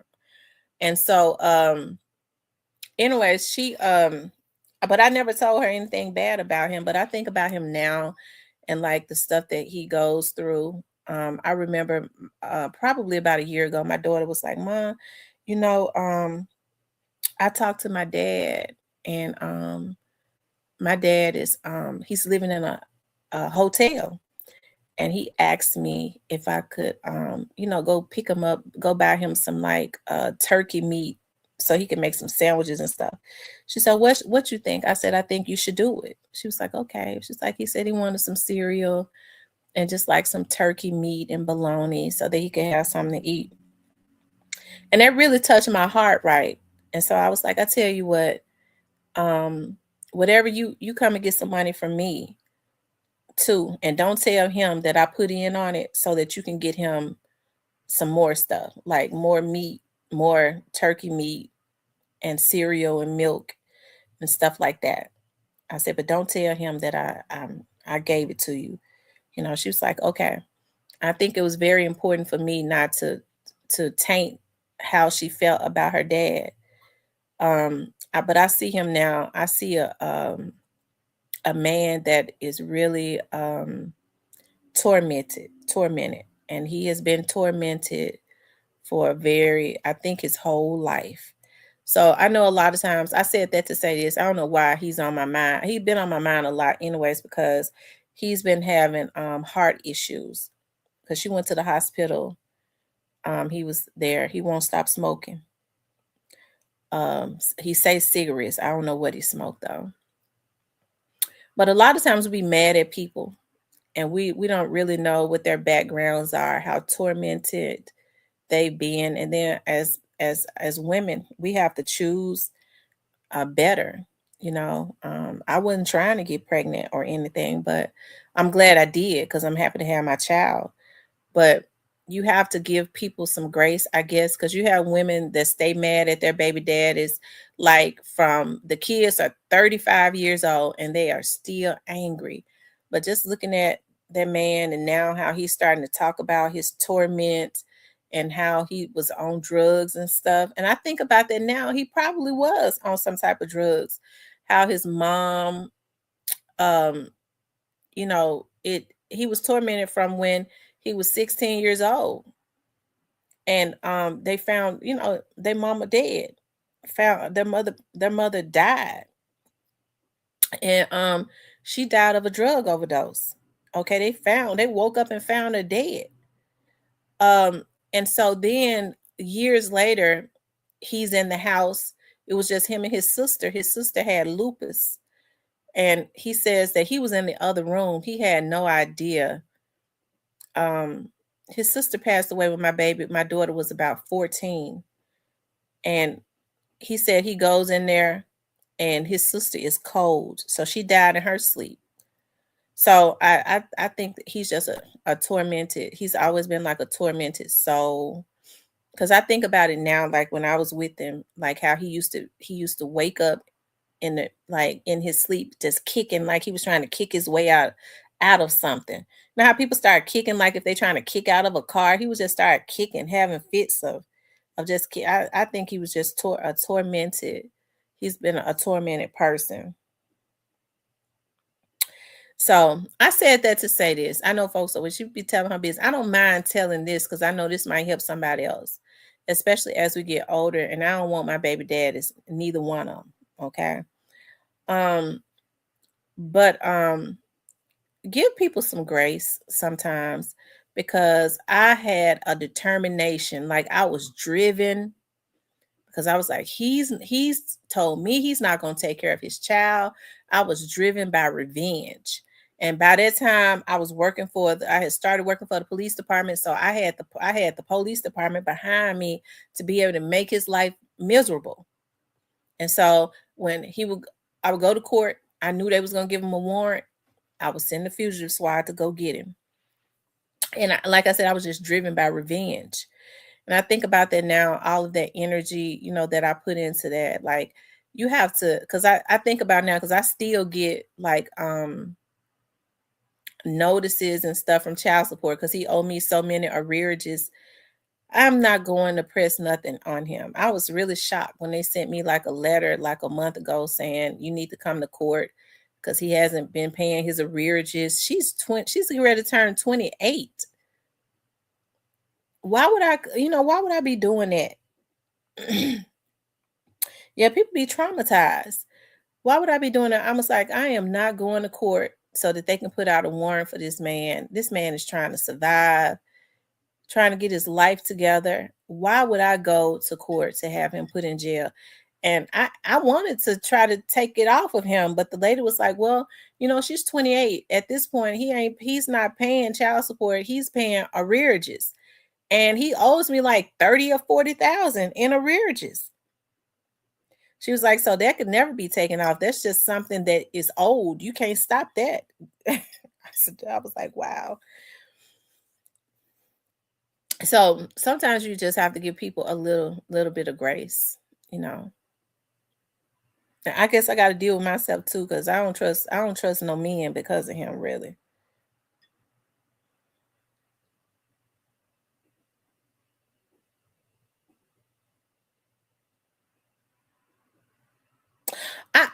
I remember I asked him, I was like, why did you like lie to me? Why would you do that to me? Why didn't you tell me the truth? And I'll never forget, he said to me, because you look like one of those young girls that had not gone through nothing. He said this to me verbatim. He said, you look like one of those young girls that had not gone through nothing. And I said, I looked at her, I said, I need to put her through something. Let me put her through some hell. That's what he said to me. You look like you had one of those young girls that had not gone through nothing. And I said, I looked at you and how innocent you was. And I said, let me put her through something. And that's the reason why I sent that bitch to jail every year. Okay. Lord, forgive me for saying that. I don't need to talk about that because see, I ain't got over that. I get to thinking about that stuff. It'll bring back up a memory. Okay. But I'm gonna still pray for him though. But yeah, he was traumatized though. And my daughter, my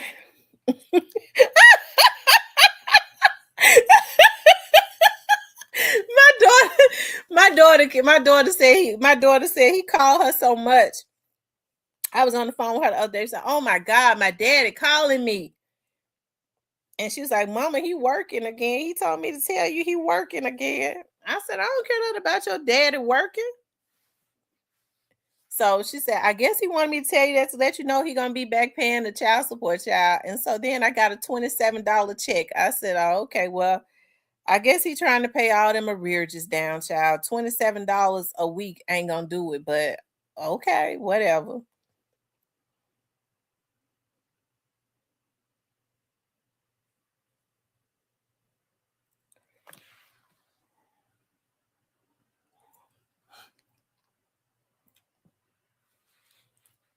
Oh.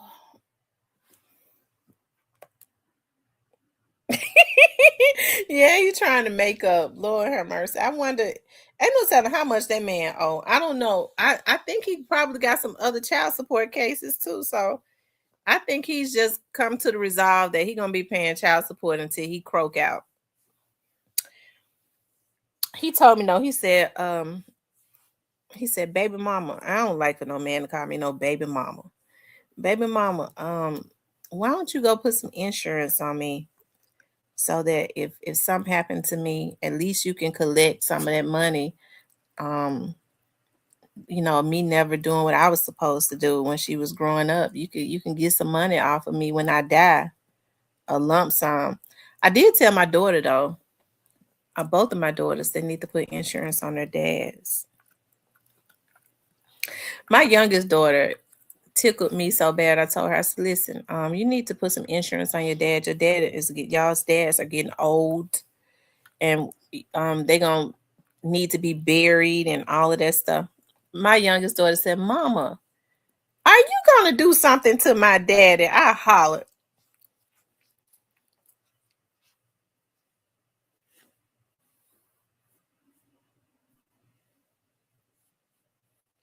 But I think that's something that all women stop. I think that's something that all women should do though. They should make sure that they got some type of insurance on their child's father.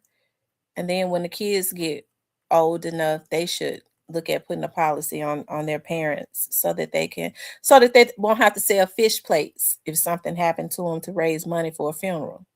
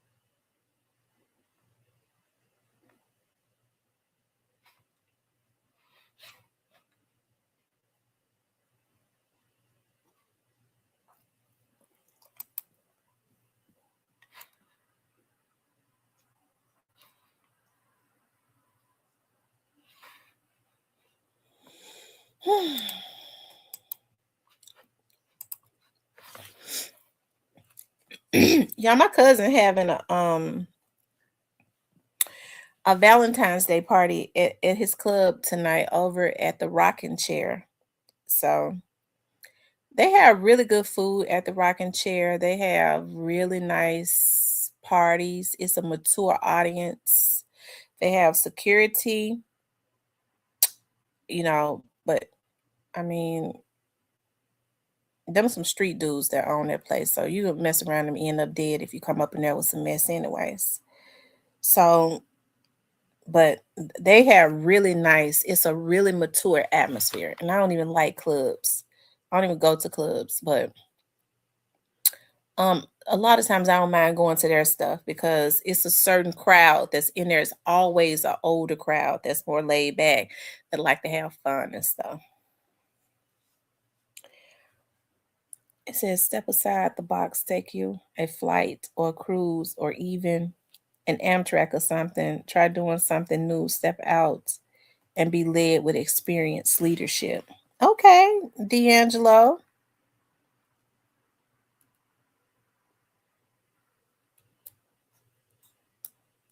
That sounds good. That sounds like a good idea. This summer, we are going. Oh, I'm getting ready to go on a trip in a few weeks, actually. And then this summer, I'll be in Chicago for 7 whole days. I want to go somewhere else before I go to Chicago.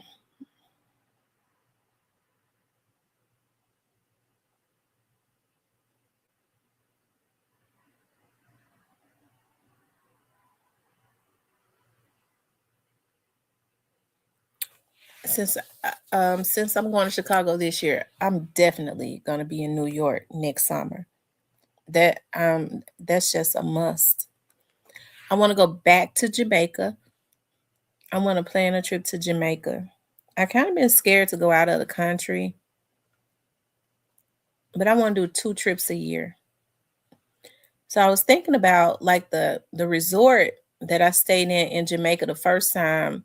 I was looking at um there are no vacancies. And I went all the way to January of 2026. There are no vacancies. It's an all-inclusive resort. It's so beautiful. And so I was like, dog, when they open it up for like February or March, I wonder if it gets cold in Jamaica. Let me see because I'm not going nowhere when it's cold. I could stay at home because I know I'm not going to get out. Let's see. Weather, temperature in Jamaica in February.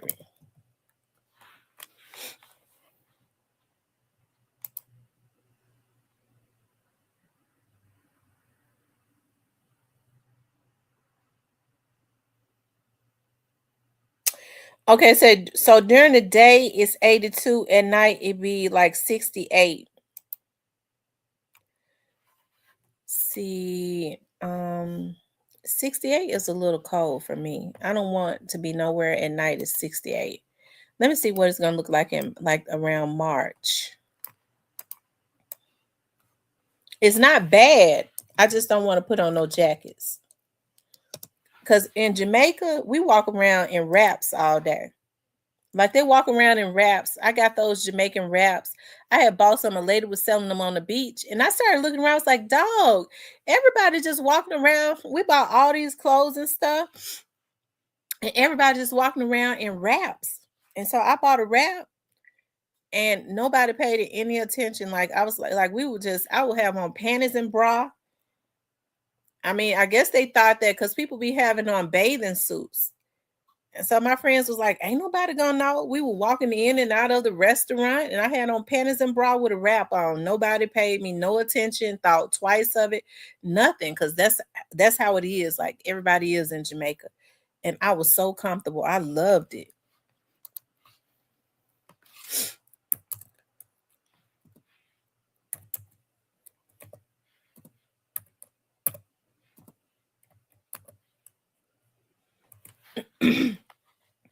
Let's see. So in March, the weather is, it drops and it rains a lot.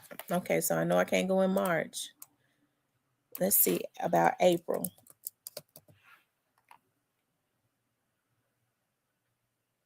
Okay, so that's my type of temperature. So in April, the temperature in Jamaica is normally in the daytime from 84 to 86. And at night, it'd be from like 72 to 76. That's my type of weather. That's my type of weather. So I'm gonna make sure when they put up April of 2027 for that resort to start booking, I'm gonna make sure that I get my auntie who is a what do you call it? One of those vacation people. I forgot what they call, to start booking their trip. I'm gonna need somebody to go with me though. If I gotta pay for, I'm paying for my trip, so I would prefer that it be some of my friends, my cousins, or something like my sister. Because if I was going with a man, he'd book it right. I'm still old fashioned with these women paying for men trips. Now they going on trips and bragging about going on trips and for the man, and they paying for it.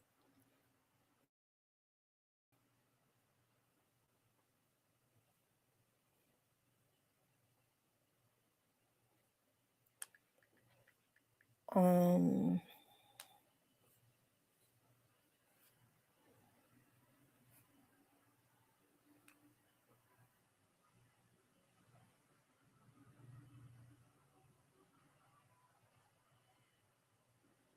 Speaking to young ladies.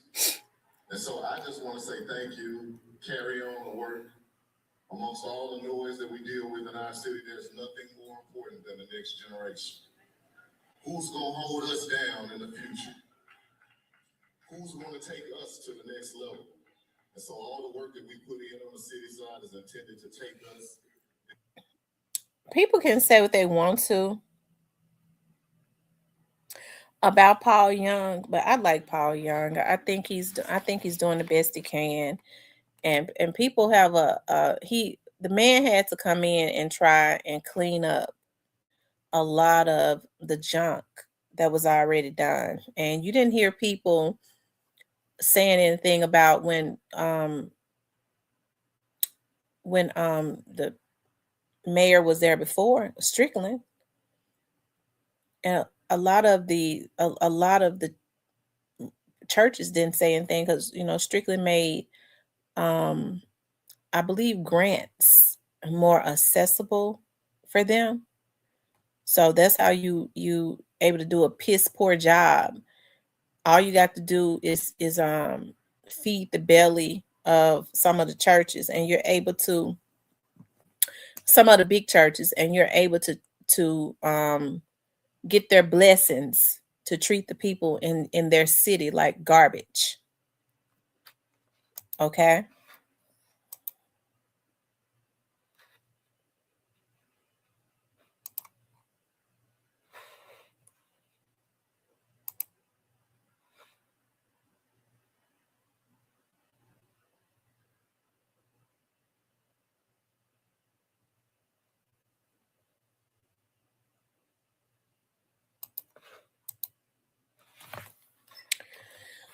Oh, I'm trying to see what I have to wear tonight. I have a lot, but I don't know what I want to wear.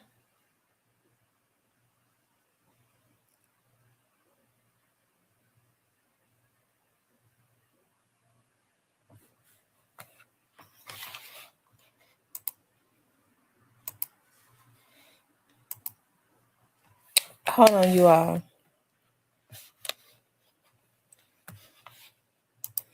Yeah, we was looking at the White Knight last night. Oh, y'all, here go the mistress, y'all. This is the mistress that he was in the restaurant with. They said the so-called mistress speaks out. This is her right here.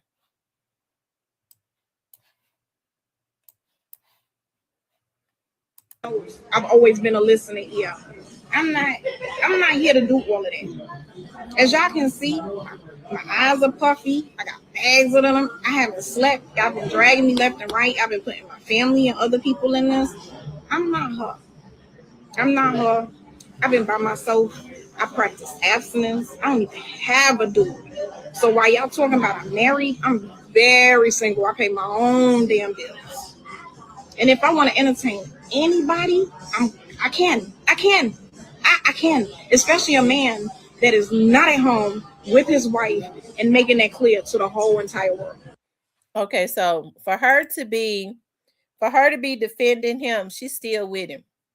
But a man that is not at home with his damn wife is still married. That's what she fails to understand. I think a lot of women fail to understand that. When these men sitting up talking about they separated, well then why don't they go ahead and get the damn divorce? He still got a wife. So with her being, if she with him, if he was to croak out tomorrow, she couldn't bring her ass to the funeral because his wife gonna have everything. So a man that is separated is still married. I don't care what he told the damn world. But they say he filed for a divorce, and for her, with the energy of how she's talking about his wife and stuff, I bet you he is still with her. Let's see.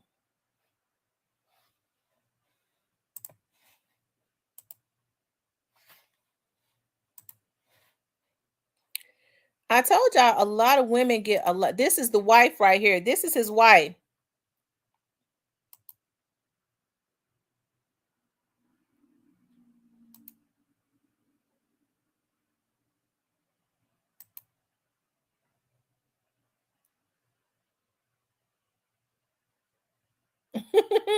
He said, not that I owe any explanations, but I left my house for my own safety and well-being.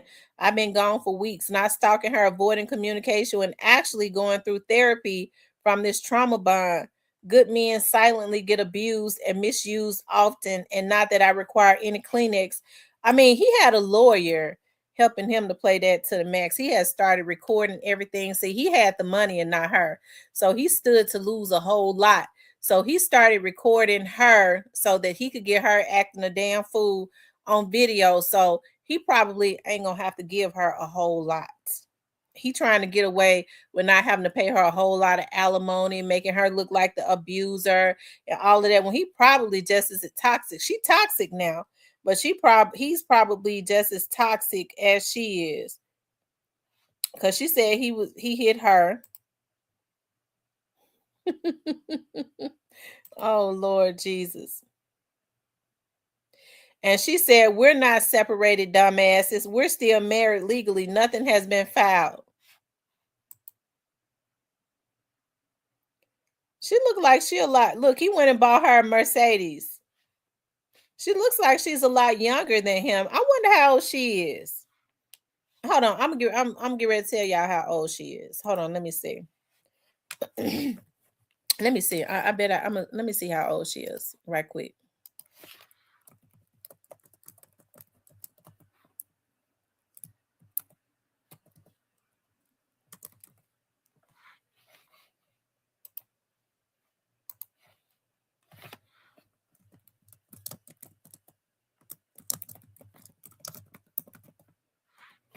Yeah, what's her name? Katrina Dinkins.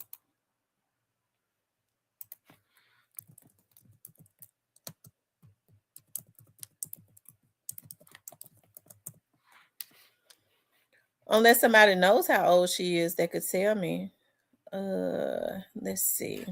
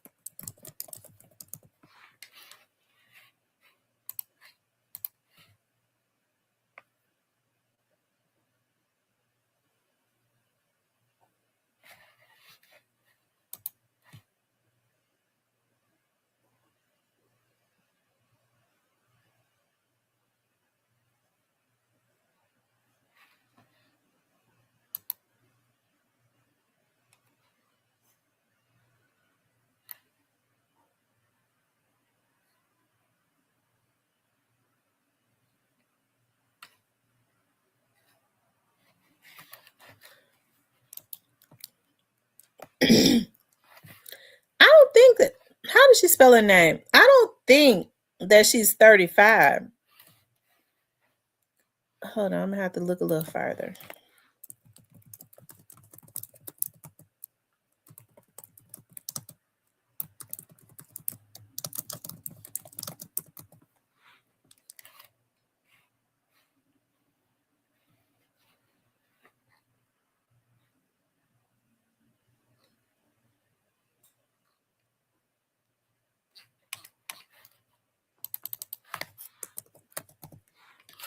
Y'all, hold on, give me a minute. She might be 35. She does not look that old, but she doesn't look 35 though. She don't look 35, y'all. Let's see. Let's see if we could figure out something.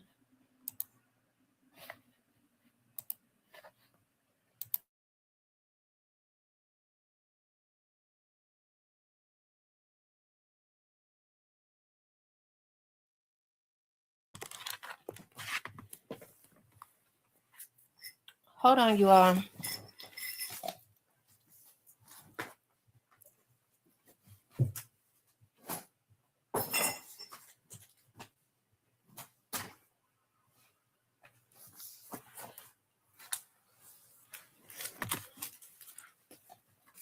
Shit, my phone ain't even on.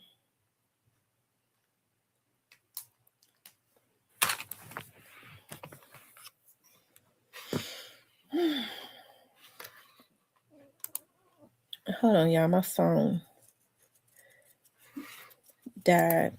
Okay, it's popping back on now.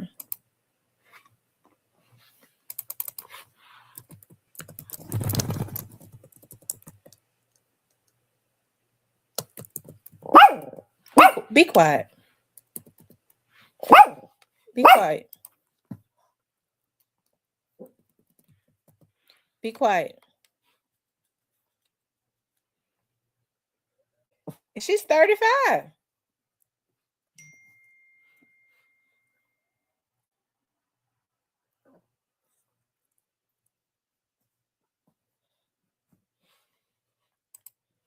Y'all, she is. She's 35.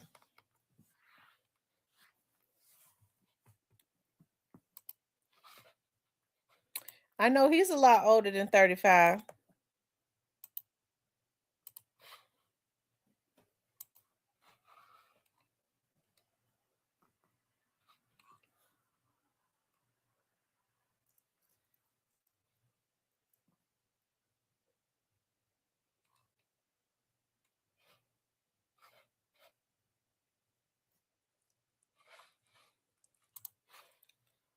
just can't believe that she's 35. I just wanted to do it. What is this? It's a surprise. Well, all these are mine? Yes. Wow. Okay. Oh, you got it set up and everything over there. Okay. Let's see. Okay, good. Okay, so some good cheap stuff. All right, the first gift. Oh man, she got me some Gucci sunglasses. Oh, she got me some Gucci sunglasses. I'm gonna take these off. These my Gucci, other Gucci. That's what she got me some Gucci sunglasses. I like them. Gucci. Everything is Gucci. And okay, got me some Gucci sunglasses. And what is this? Some more Gucci. I don't know. It's a Gucci bag. That kangaroo. I often say kangaroo Gucci bag. Where's the bag? Yeah, it's the bag that it goes Okay. in, not a Gucci. Okay, what is? Okay. This is Gucci. Put it up. All right. And I unwrapped it right there. Okay.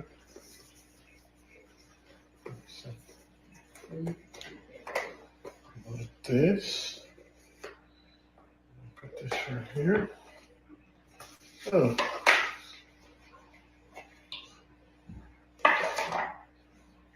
Wow. You know I like Gucci stuff. Oh, she got me a Gucci wallet, y'all. A nice Gucci wallet. She know I like Gucci. She bought my first Gucci wallet some years ago, and I love Gucci. She know how. She likes Louis. I like Gucci. So she gave me, and these match. These match these glasses. Okay. Let's show you. She got the. It's matching my shades. Everything is Gucci. What else we got? So this is mine too? Yeah, that's it. And then we got this other Let's see.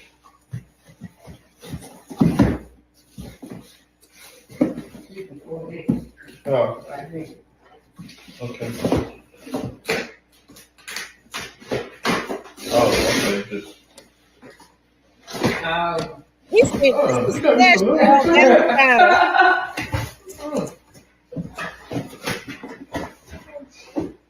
yeah. Yes. What is this?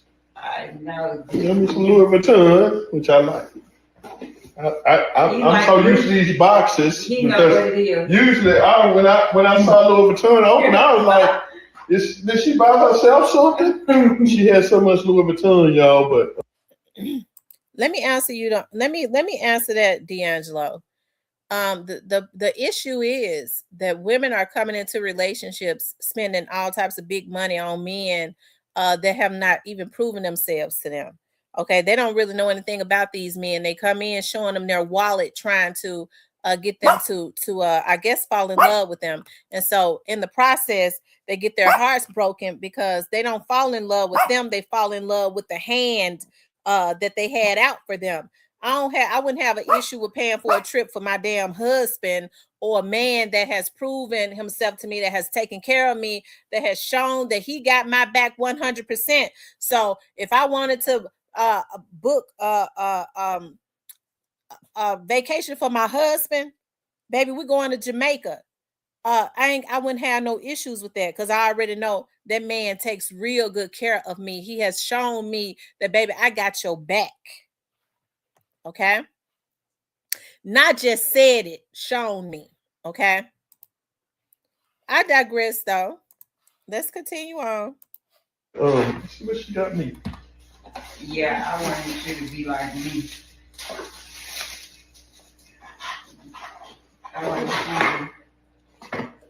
We got to upgrade. We had to upgrade your sinks. Oh, You let me see.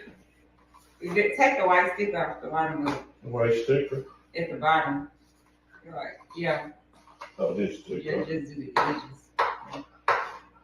You can put it in these Let me just see.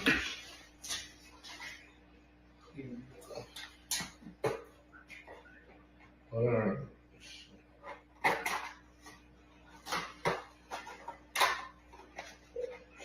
Oh, you gotta do both sides. Cut both sides with the silver.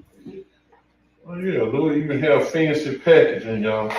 Yeah, I like Gucci how they package that stuff. Man. yeah. I mean, it's expensive. They're gonna take it for. Okay. So now, Yeah, see Gucci. They don't have good scents like smells and cologne. okay, Well, not that I know of. okay. I don't have Gucci cologne. I mean perfume. She got me some Louis Vuitton, less perfumes, and Yeah, the smell does. oh, okay. She got me different kinds of Louis Vuitton. Yeah, that way you can know which one you want to order. And this for men? Yeah, that's for me. Okay, good. Because if I just had bought you a set, that was Yeah, for men. mine was for women. Mine got way more than that. That one only got, 5? Mine got like 8. Okay, I'm gonna Yeah. smell this. It's a difference. That's why I only got it, just so you can smell them, so we can use a little bit of cologne. Let's see. Yeah, that's nice. Smell. I ain't never smelled it either. Oh, yeah. Yeah. But she be smelling like $1 million, y'all. Yeah, She got Gucci. She got so many name brand perfumes, but she don't wear none but her Louis stuff. That's all she wears.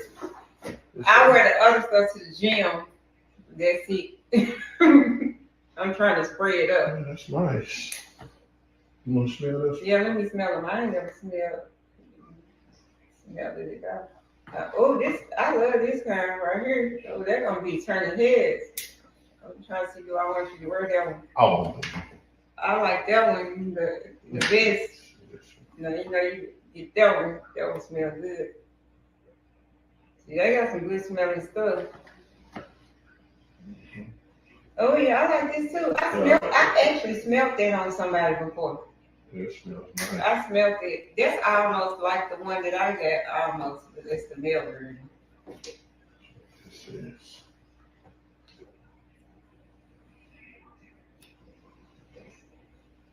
I like this. I like this the best. Yeah, this smells good too. I like that one, that imagination. That's what they call it.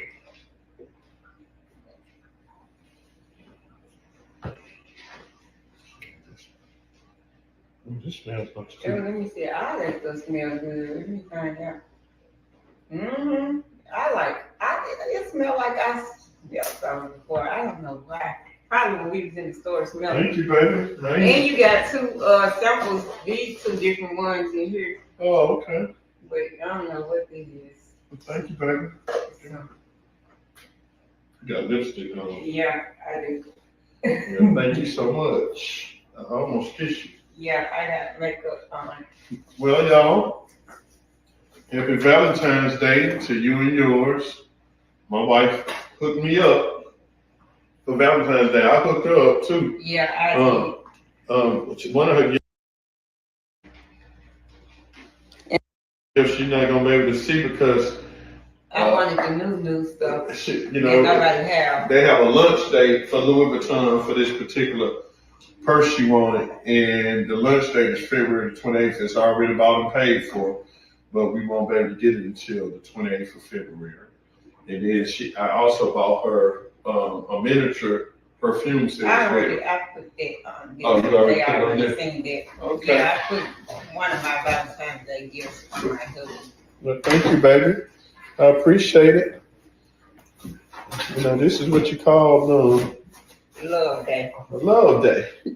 She showed me love. I showed her love. We showing y'all love, and we wishing Y'all the best. We praying that y'all dash filled with nothing.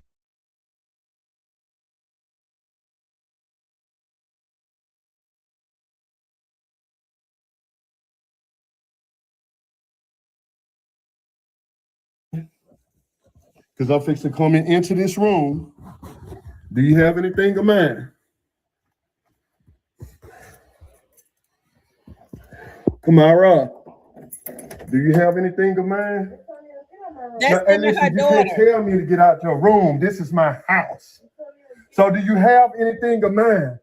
Because somebody went up in here. Hey, listen, I will come and sit up here. You can't tell me what to do in my house. Get the fuck out of your room.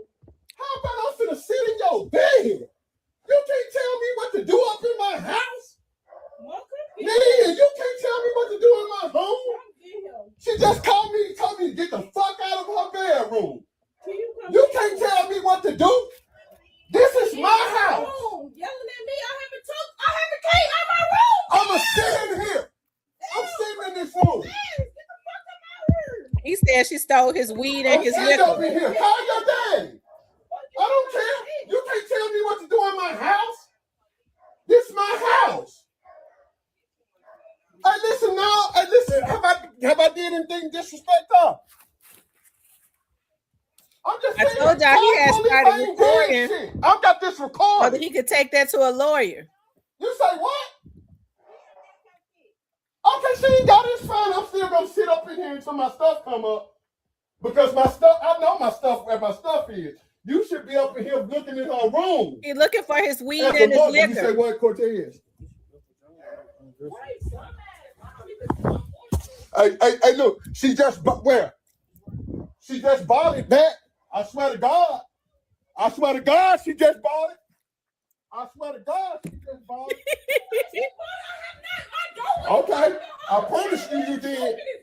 Okay, I'll be stupid as fuck. I'll be white and everything. I'm a bitch and everything. That's fine. That's cool. I'm a bitch and I'm all that. I'll be there. Okay, you can't tell me. Listen, you can't tell me what to do in my house. But look at this nasty ass room. And you're a woman. I'll be ugly ass and all that. Your mama should be telling you not to be disrespectful though. Hey, look, you ain't talking about nothing, Kamara. But don't worry about it. That Ultima, you will not be up in that outfit. I'll be a bitch. I'll be that. Okay, I'll do that. Call your daddy. I'll be that. I'll be a funk ass and everything. Y'all hear that? I'll be a bitch. I'm all that. No, do you mean home? Do you hear your daughter calling me bitches and stuff? Huh? Where you look at though? No, it's up in that room, but it wasn't up in there. You got it though? Do you hear your daughter calling me bitches and get the fuck out of her room? Do you hear your daughter? But why Do you hear your daughter? Why you in there fucking? Were you trying to fight me? I'm not trying to do anything. I'm mad at you for letting this girl talk to me like that in my house. Huh? You said, huh? I'm mad at you for letting your daughter talk to me like that in my house. Huh? I said, I'm mad at you for letting your daughter talk to me in my house like that. See how you talking to me in front of them? Hey, am I talking wrong? I'm telling you, I'm mad at you for letting your daughter disrespect me in my house. I understand. Your daughter disrespect Okay, hey, listen, my daughter ain't disrespect you in your house. She came to stay. Never, but it's okay, Katrina. It's not different. It's okay. What you mean? Okay, it's okay. You accused her of stealing weed. Okay, hey, listen, it's okay. It's all right. What's the problem? Okay, nothing. It's okay now. Okay, you said the dog gonna calm down now. I'm all right. Well, why you But I can't stay up here because I'm bitches and hoes. I don't. And I'm a fat motherfucker, white motherfucker. Hey, look, what I want you to do about it, I don't want you to do nothing about it. Don't do nothing about it. What you want me to do? Nothing. What else? Okay, but you say what I want you to do, I don't want you to do nothing about it. Right. You went to jail for domestic violence. Kamara, do you got anything of mine? Because I'm fixing to come into this room.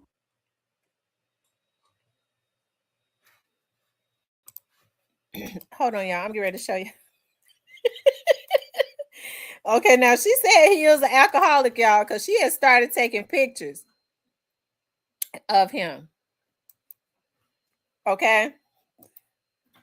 So she said, following me around the house in your underwear, shaking my head, stupid idiot in the kids' room. Y'all, I don't mean no harm. This, okay.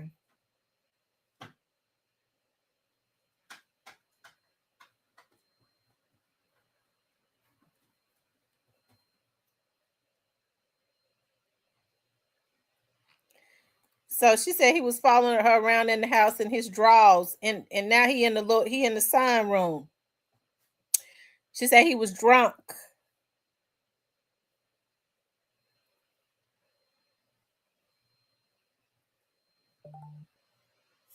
That's exactly what it is. She didn't have no respect for him. He was a cash cow, and whatever it was that she was doing to him, probably the age. She's a lot younger than him, and he probably found he probably passed it now. I don't know how long they've been married for. Let's see.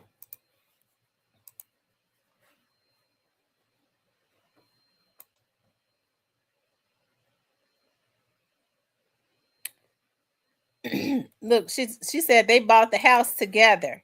She said we bought the house together, Bookie. So if her name is on that house, he gonna have a hard time. He but I'm sure he got a lawyer, and a lawyer started advising him on what to do. Okay, he started recording her kids, so she might not get the amount that she thought she was gonna get.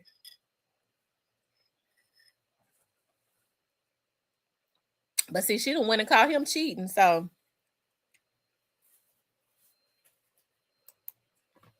she said we bought the house together, Bookies. Let's see.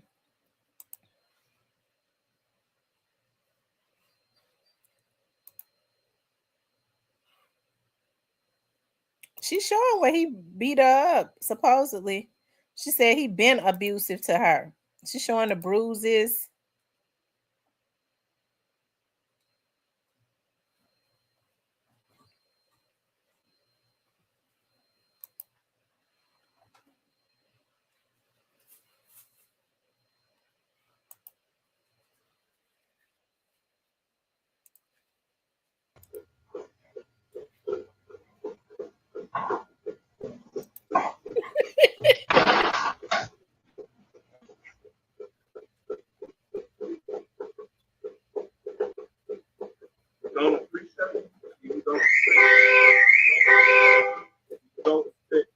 You don't appreciate.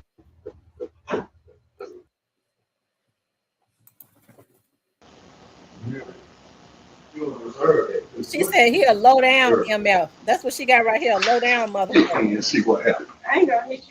What did you do to deserve that?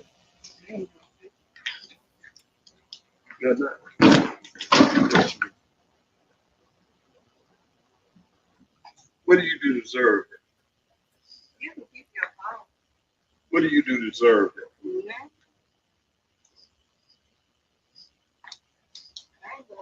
better not touch me. I'm telling you, you better not. You better not. You ain't earned it. You act like you earned it. You earn that. That's why I keep that shit like it's a football. You act like you earned it.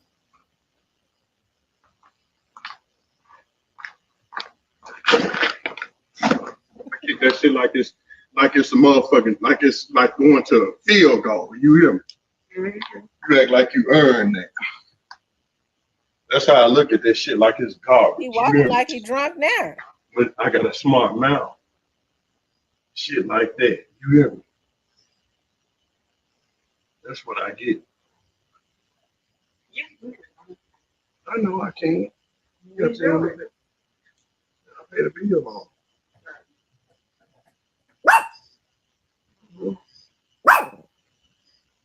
But you walk around here with thousands of dollars on your arm. You don't deserve it. What do you do? Lord Jesus. See what he's doing?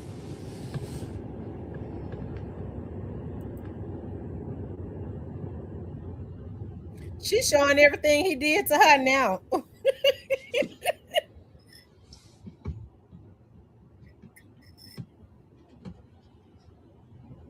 I couldn't live my life like that. I could not be in no toxic relationship like that. He letting the air out the tire.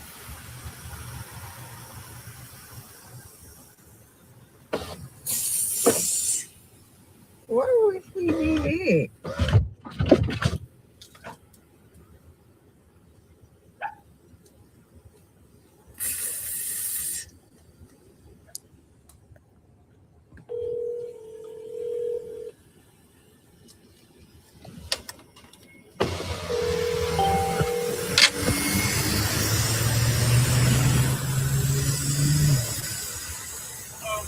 Boy, Antonio shouldn't have letting the air out my tire. I recorded him. I'm recording him. Antonio, he shouldn't have letting all the air out my tire. I'm up here stranded.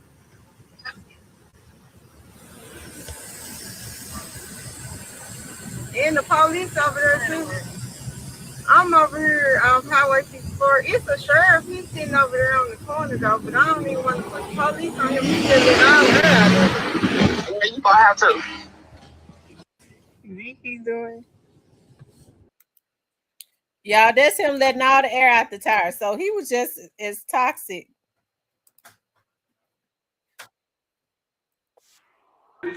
It's your life.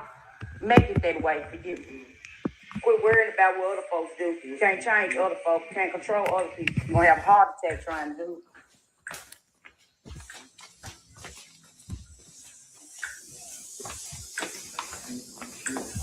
Just a goddamn blow off.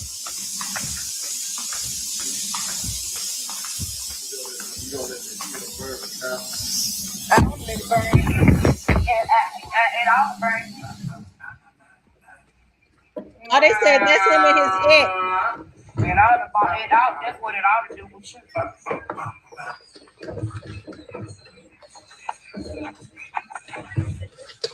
It would have been easier.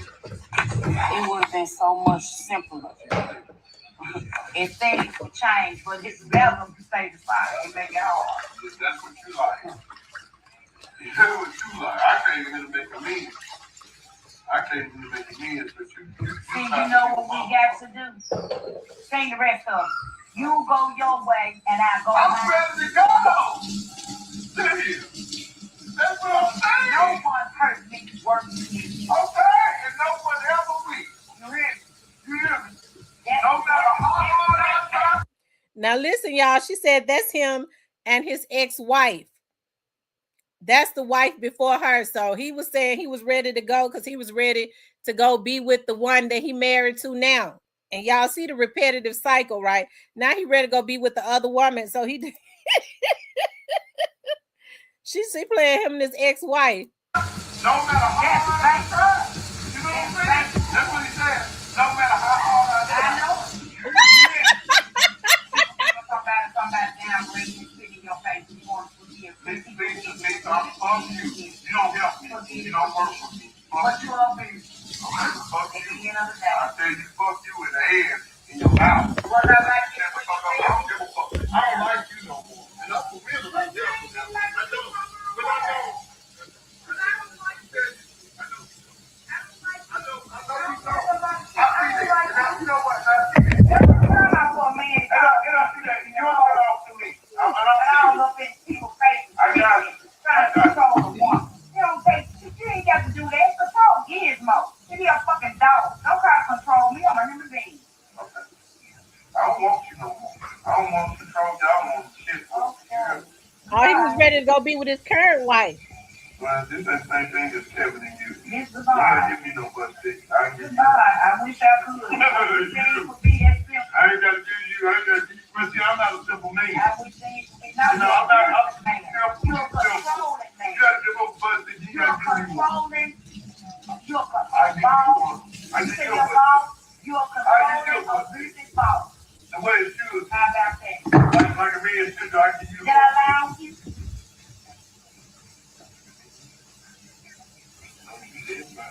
Why you get so upset? Because it's true? I'm not upset. I'm cool as a face. Shit, you hit us down back because everything I've Well, been I'm saying that you don't like your ass. And you doing Hey, it for things go on and say. I'll make a break for yourself, but it's cool. Because I like you because you give me what I need. When you got in my face today and told me you hated me in my face, you did the very same thing. Well, You signed, sealed, and delivered. oh, okay. Signed, sealed, and delivered. I'm not sure. Because I'm really Please, I'm serious. I know.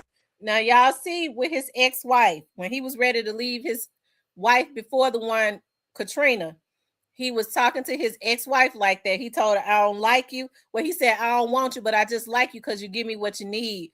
Give me what I need, but I don't want you no more. He was ready to leave her to go be with the lady he married to now. Oh, baby. And then you try to put somebody by the old church and you leave her here. It's like that is being preached over church. The thing is, I'm not assuming all of I just don't know my relationship with these God. You don't know my relationship with God. I'm not assuming that you ain't got no heaven or hell. You ain't shit. I know. But you ain't shit, though. You ain't got no heaven or hell. I want to know that on earth. You think you powerful, but you ain't powerful. You got shit, though. But I hate that for you. You ain't powerful. It would have been better. Let me say you stupid ass motherfucker. Answer your phone like Jesus Christ calling you. You stupid. You're coming into your mouth. You stupid motherfucker. Oh my God. It was a stupid ass motherfucker who been down since you almost already. Oh my God. You talking to your mom. It would have been more better to follow the instructions. You ain't powerful. It would have been better. Let me say you stupid ass motherfucker. Answer your phone like Jesus Christ calling you. You stupid. You're coming into your mom. You stupid motherfucker. I'm telling you something. Oh my God. You stupid ass motherfucker would have been better since you almost already. Oh my God. You talking to your mom. It would have been more better to follow the instructions than for you not to. I pay the bill on that call. Let's take that phone for that call. The only way you don't have to talk to me, Christ don't know this. I don't get there if God himself was calling you. What? Well, but you got to go back to You think you on time, so you got to talk to people to make them feel down low. Hold on. I'm going to show you. To make I ain't you going to talk to feel you. on time. I'm going to show you this again. Oh, baby. I'm going to show you that. That's it. You hear me? For you. You hear me? That's for you. That's asshole Lynn did. You can kiss both of them. You can eat. That's how I feel about it because you put me in that position. Try to treat like a wife, you treat like a Steve. You never treated me just hold like no wife. You're a good motherfucker. Also, when the beauty say wife. Hold on. They won't talk to their wife like Hold on. A little bit more abuse. They won't talk to their Hold on. wife. I lift the balls up. Asshole.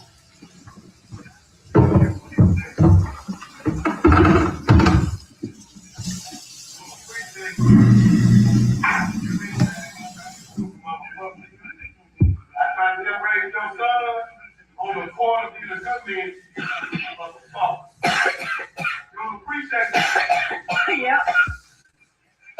Yep. I know you don't. If he learn how to fight women, cuss them out, downgrade them, call other folk bitches and hoes, well, he done learned a lot from you. He done learned a lot from you. I thought more than what you made dad be, the way you made up in hell. Yeah. That's for sure. Yeah. That's one thing for sure. Yeah. I had his own flow. Yeah. You should have been around so you can raise your own damn children, then it wouldn't probably be like they are. If I was raising yours, I could Raise them. Shit, you a goddamn lie. You a goddamn lie. You a goddamn lie for so many days. Let's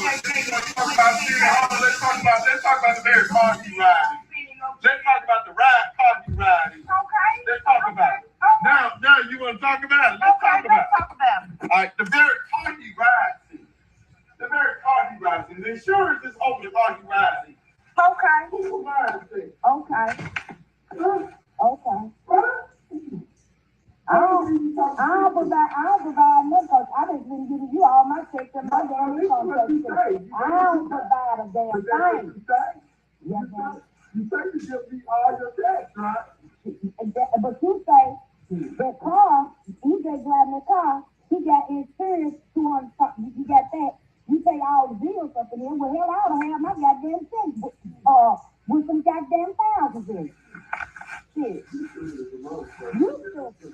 You stupid. No, you hoorah. Hoorah. Got paid out there. Stupid motherfucker. Exactly. Okay, she's showing how he talked to his ex-wife. Now his ex-wife said she was giving him her whole check. I bet you this girl wasn't giving him no checks. Hold on one second.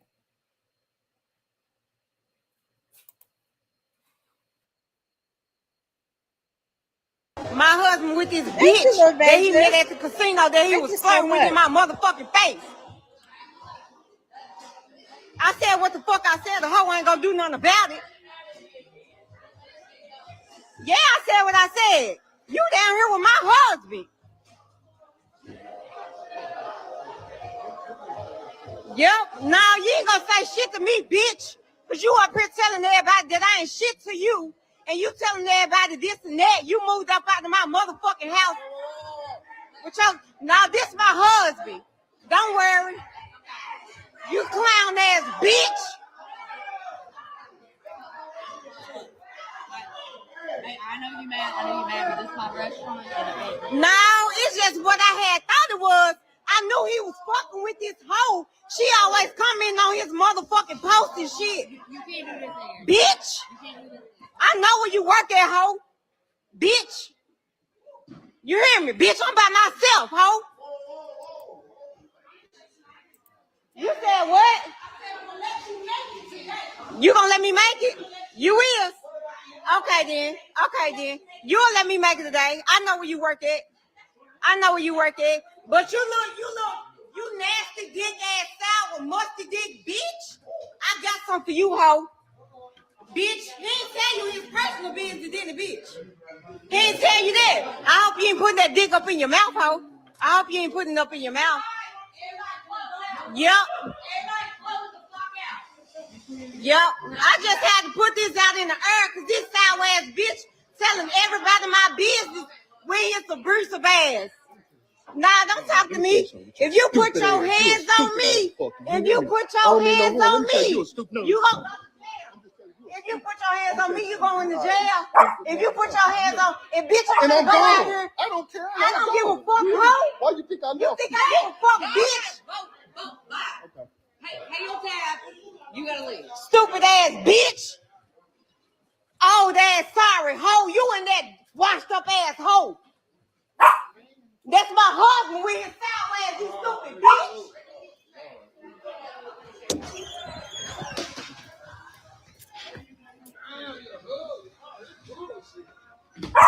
Mind that nigga ain't my husband, that sour ass bitch.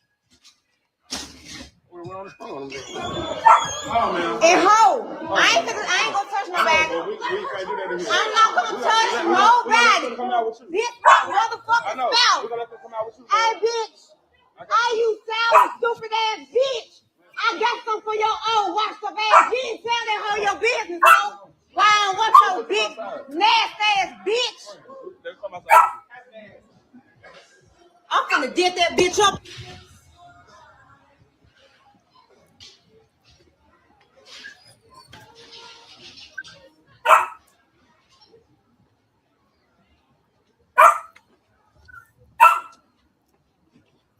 You ain't gotta say shit to me.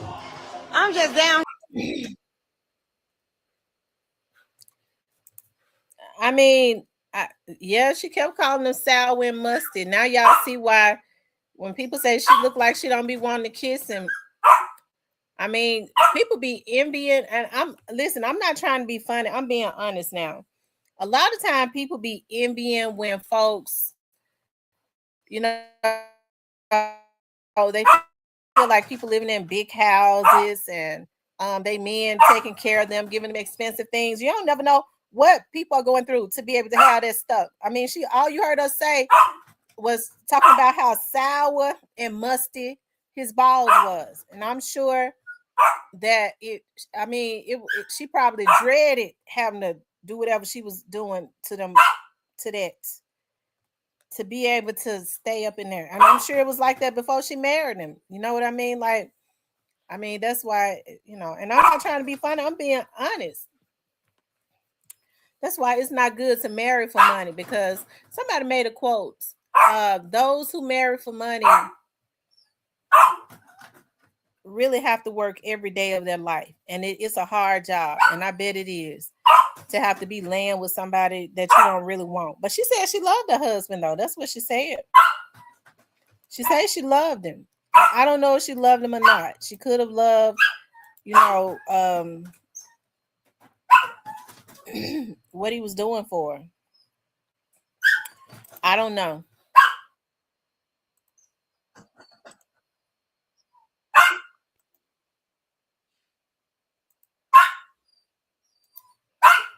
Duh. Why would I not be in my own house? That's stupid. Now, if I would have flattened the tires on their car, then how they would have left then?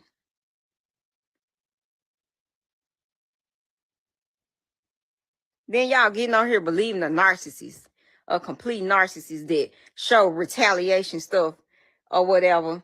And like I said, I'm a real person. Since y'all want to get in my business, I'm gonna give y'all some tea.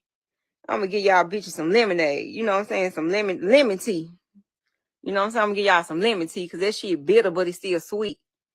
So, since y'all want to get all up in my business, like my spouse been abusive since we've been together. Hey, and Courtney, yeah, I seen that shit you had made, that shit, that post about me. I had wanted to address this shit because I come in on your post, and I don't even like how you made that little post about me, but I ain't even worried about all that because I don't mind blocking nobody on the internet. I don't mind blocking nobody.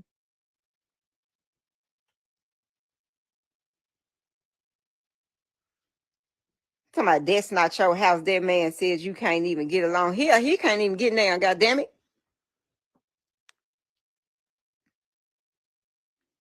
He can't even get along.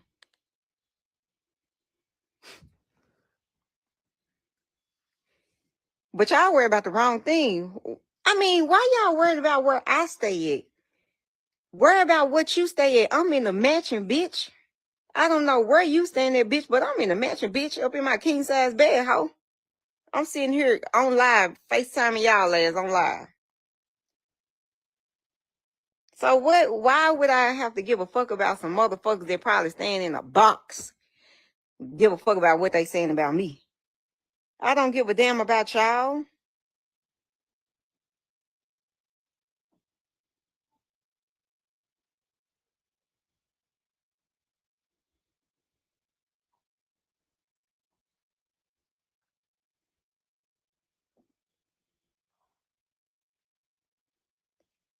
I don't even have to sue that lady.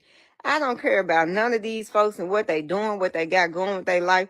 I don't care about none of that. I don't care about the casino lady. I don't care about this supposed to be car dealer, whatever the fuck she supposed to be. She ain't got no job because she got fired apparently. But I don't give a fuck about what nobody else got going on. I don't know why a motherfucker be worried about me. Then a motherfucker somebody ain't got no job. Bitch, if I ain't got no job, I'm having more shit than you hoes that's working the job, bitch. If I ain't got no job, I'm having more shit than you hoe. Bitch, y'all bitch need to be doing what I'm doing, bitch.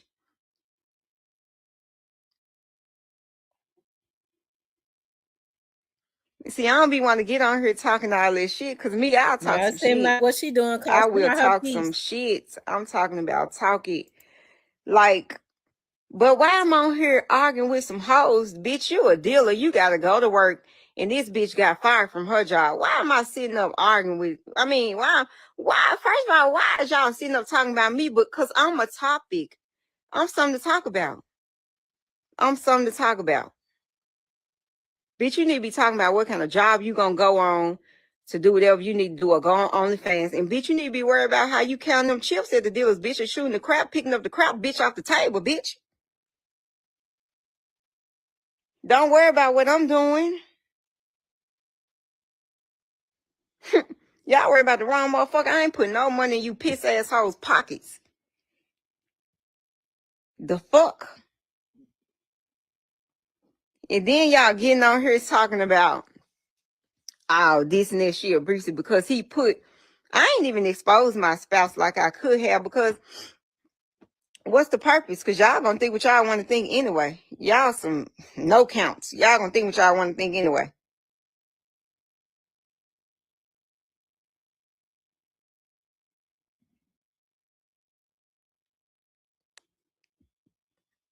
I don't know why she got fired, but somebody went to her job looking for her. I don't know. And they said she didn't work there anymore. I can care less why she got fired. That ain't my business. He gonna take care of who? He ain't got no money to take care of them. He had a bitch at Side Street Grill.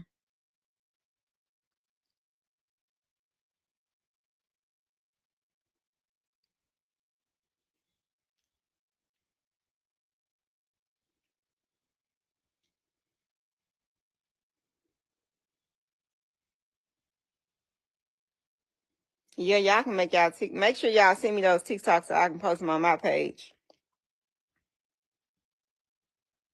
How y'all be? Why y'all some dumb knuckleheads? Y'all listen to a clown talking about I'm gonna be homeless. How the fuck I'm gonna be homeless? If it was that easy, that nigga have me homeless right now because he don't want to see me with shit without him. If it was that easy, he don't want to see me shit without him. If that was that easy, baby, it's not like that. I don't know who. I am not y'all mamas and grandmas. Y'all mamas and grandmammies let niggas take care of them, not me. Yeah, motherfucker gonna take care of me, but I'm putting in some too. Cause I don't need no motherfucker thing. They can be telling me what I need to be doing all the time.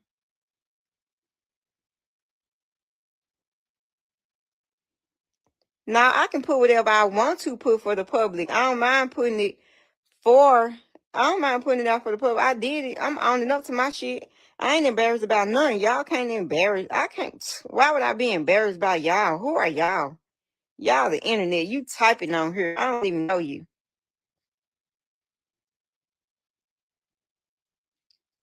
Like I said, I'm sitting over here in my king size bed in the mansion. You know what I'm saying? Why would I even care about what anybody's saying about me? Two hotheads going out to eat talking about me. Bitch need a lip reduction in her motherfucking little big ugly lip ass hoe.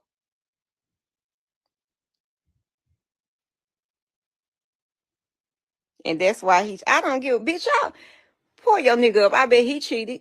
I told y'all 2,000 of y'all niggas was in my inbox. I know 1,500 of them y'all. Shit, 1,800 of them y'all.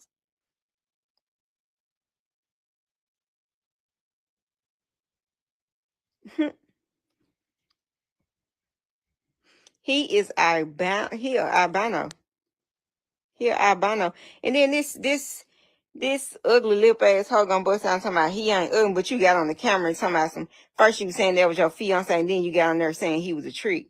Girl, get your clown ass on, you fake ass bitch. You a garbage. Bitch, you a garbage. You a So piece he of garbage. basically done You don't even. proposed You to the just be other trying to woman get. I'm before talking his about she's divorce so over. clout chasing. A hoe clout chasing. I guess because people see I'm getting clout. I guess I'm not even trying to get no clout. It's just coming to me. But like, why you trying to get clout from me, bitch? You swear you a bad bitch. You making 6 figures and all that, bitch. You don't need no clout from me, bitch. Get your own clout.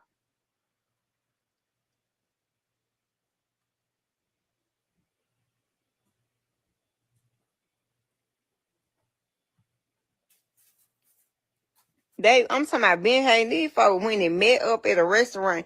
I didn't even know they was talking. Somebody had to literally call me and tell me these folks going live talking about me, then talking about what he said. Why are you telling me about what he said about me? I don't give a fuck about it. He talk about everybody. You want to know what the nigga said about y'all?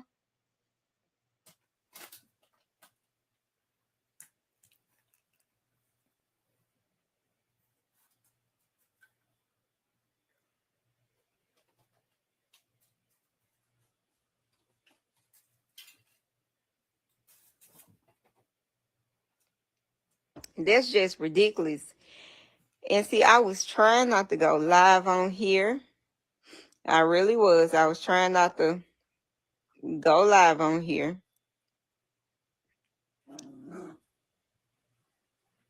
Who do, stupid? It's a motherfucker coming over here. It was first of all, we had a motherfucker coming over here cleaning up this house 3 times a week. He ran her off being aggressive. The nigga scared the lady and ran off. But he ain't gonna tell y'all all that. Yeah, I'm talking. Nah, that ain't the cussing pastor wife. That ain't the cussing pastor wife. That's the OnlyFans. It got something to do with OnlyFans. She on OnlyFans and she married to a pastor, I guess. I don't know what they got going on. That's their business. But she ain't shit. I'm talking about she ain't shit. Been in that nigga inbox. I'm talking about in my spouse inbox for years. I'm talking about a real sneak ass bitch be trying to act like she just dissing it on Facebook, trying to act like she just for her. I just hate fake ass shit. And then let me tell y'all another thing.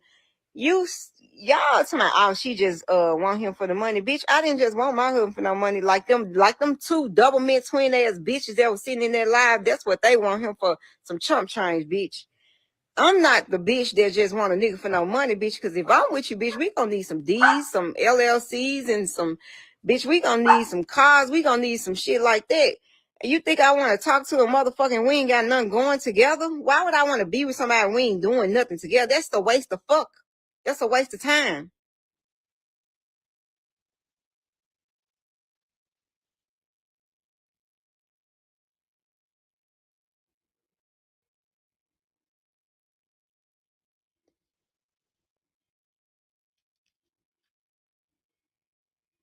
Now, he did say something bad about me. He posted all this stuff about me the other day. That was yesterday. He posted all that stuff about me. But I ain't even mad at him for doing all that, because that same person that said all that shit about me, them asked me, can we get back together today? Yeah, running off the clean line. I'm talking about cutting up in here. I'm talking about, y'all do not know my husband. That nigga is demonic, a fucking devil. When I say a devil, I ain't got no reason to lie to y'all. Y'all ain't nobody for me to be lying to. I'm talking about a real devil. And me, I'm a quiet, soft person, but when people be fucking with me constantly, picking with me constantly, ticking me over and over and over and over and over and over and over and over again, always. And then that's when I clown on the motherfucker. And that's why y'all see those videos of me being aggressive. But I got a lot of shit I got a lot of shit too. It's evidence for me, but not for y'all. Y'all the internet. I need to be proving that to my lawyer, not y'all.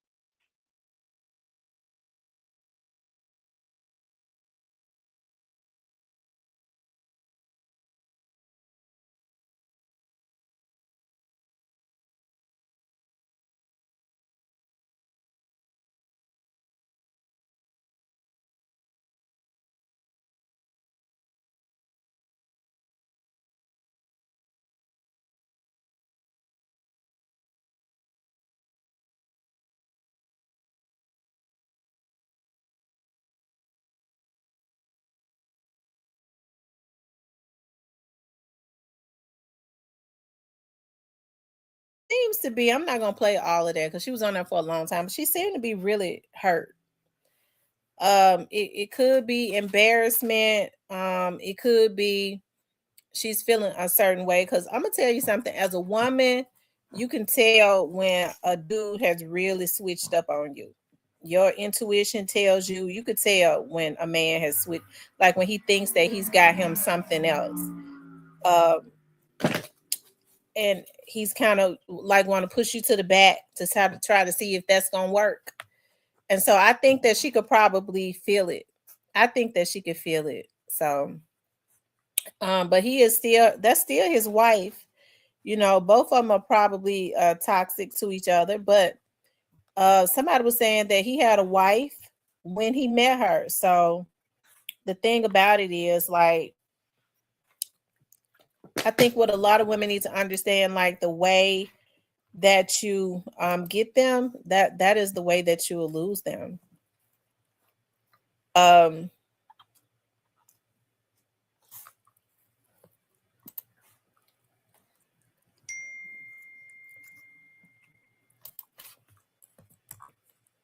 Mo.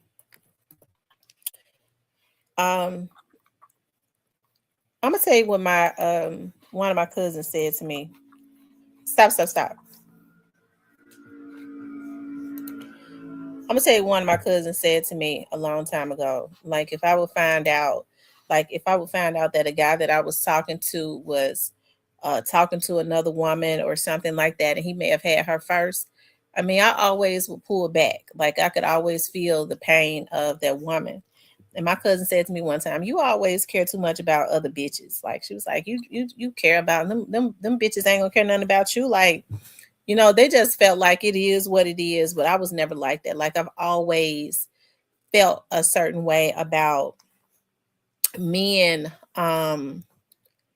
doing other women wrong because I put myself in that position. Like, dog, like if he's had somebody and he didn't tell me, first of all, he's a liar. And then if he did it to her, he'll do it to me. That's how oftentimes when you overlook that, it is always you in the next year or two, right? Especially if it's in them. Like when they have that narcissistic behavior, when they're constantly looking for new energy like vampires. So I always have, but is the thing about it is like, you know, once you pull back and the woman, you know, feel like she back in good with the man again, she'll start, you know, because he's a narcissist, he just want to feed off of somebody's good energy, like oftentimes, or even if it's a woman, because women do it too. Hey, they feel like now is my time to make this dog mutt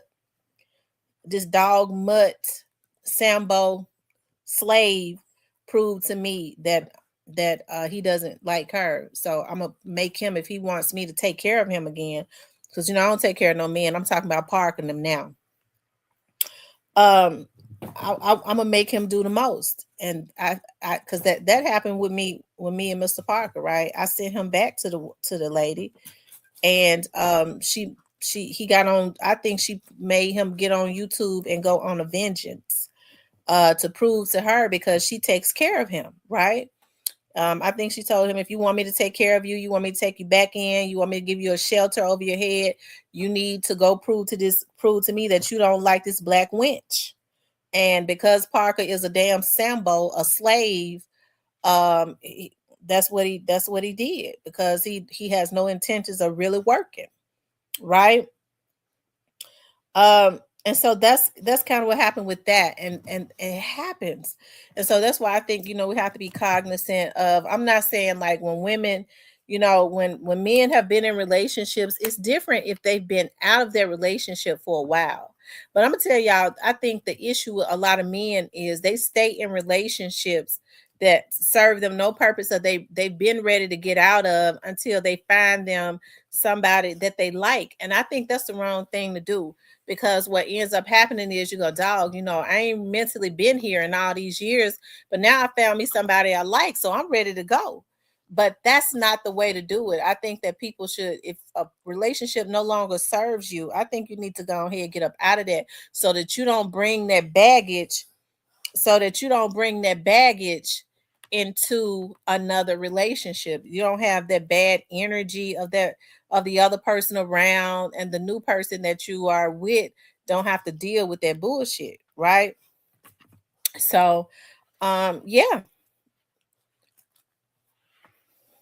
He's just saying he is a damn Sambo. He is a Sambo. And listen, I know a lot of people might go, well, she just talking about him because I sent him home. I'm not, the only reason I talk about Parker is because of what Parker did. Instead of Parker just going on his life, but he low down. He's just a low down man with female tendencies, like with female emotions. And you know, any other man would have said, well, let's not understand. But he didn't have the right intentions anyways. He thought he was getting ready to come up. He wanted for me to bring him up, like his podcast, his carry him so that, because I think he really wanted to move to Memphis because he had this idea of me and him doing like a relationship podcast, like mentally in his mind. I started thinking about that stuff that I wasn't paying no attention to, because I was telling him I'm not doing no. I was like, I don't want to do no podcast, no relationship podcast. Don't nobody look at no relationship podcast. Yes, we're gonna do a relationship podcast. I said I'm not doing it. He didn't understand. If I said I'm not doing something, I'm not gonna do it. And so then he would start talking about the skits he was gonna write. We're gonna write some skits and I'm gonna write some comedy skits for you to do. And you need to start. Don't you want me to start co-hosting your show with you? I said, why the fuck would I let you co-host my show with me? I started thinking about all of that stuff. Like, this man had a plan to try to come up off of me, I guess, and then this is another thing that he would say. Like, I started thinking about all of that stuff, like after I started coming out of that depression. He used to say stuff like, because that man has sat and listened to me for a very long time talk about my dad. So he already knew like the position mentally that I was in with my dad. And so when I would go, wait a minute, maybe he pushing me too fast, like I would pull back. And he would say stuff like, you can't accept. I believe your dad sent me to you. Like, your dad was the one that your dad was it sent me to you because your dad knew that I needed you. And like, you pushing that, your dad knew that you needed me. That's why. And now you pushing me away. Like, mentally, I was in a depression. So I started thinking about, well, he do seem protective like my dad. But actually what he was trying to do is like isolate me. Right. He started trying to isolate me. So, I mean, Parker, you asked for this shit, bitch. You was the one that jumped your fuck ass on here and started trying to go to eat everybody in their damn mammy. Because, bitch, I'm going to tell you something, ho. One thing about it, you talking about some dishes, I got the money. I can wash them, okay? I was working all the time, but I let the motherfuckers pile up, okay? Because one thing my mama said was, okay, she was like, listen, your eyes look dark, because I was coming home. That's when I was going to the bonding company. I was leaving work and going to the bonding company. I was going to the grocery store. I would come home, I want some fish. And so I was like, dog kid diabetic. So I want feed. So I have to walk in and wash dishes and all that. I was tired. I was so tired, on top of being in a depression. That bitch sat on my couch all day and wouldn't do shit.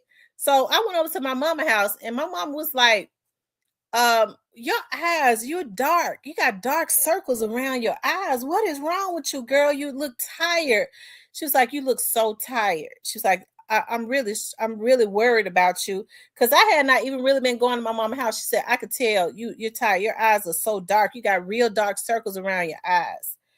And so I told, I started talking to her, and she was like, I don't like about that man being over there. And so I was like, well, I got to go, because I got to go to the grocery store and I got to go in and clean up and cook. She said, you got to go clean up and cook. She said, didn't he lose his job? I said, yeah. She said, so, and you got to go to the grocery store, buy some groceries, and then go and clean up and then cook. She said, and you've been working all day? I said, yeah. And she said, let me tell you something.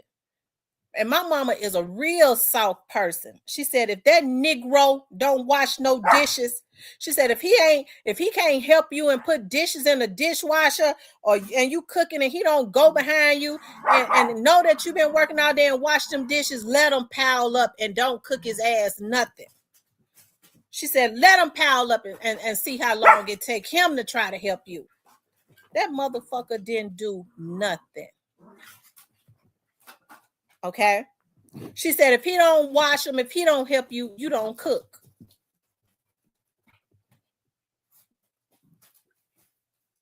You bitch ass nigga. I started thinking about that stuff now. I started getting mad because I was in a depression. You fuck nigga, you bitch ass nigga. You over there with that white woman. I ain't even tell folks half of the shit that white woman said about your funk ass bitch. With your gay ass, because she said that she believed that you was going with men. And if you don't believe me, ho, it's on audio. And don't make me play what she said.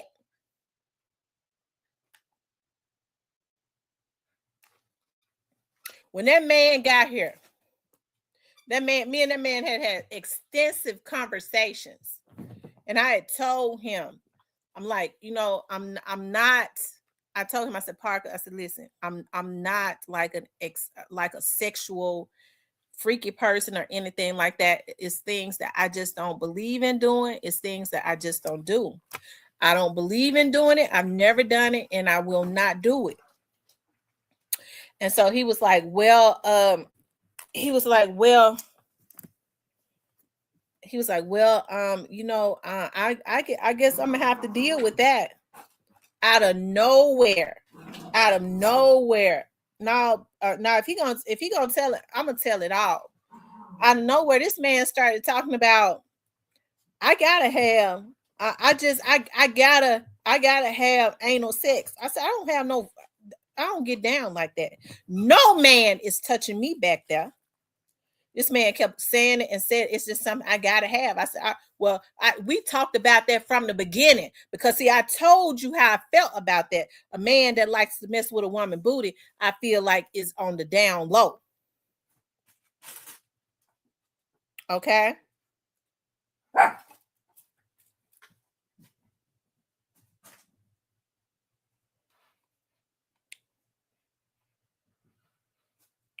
And so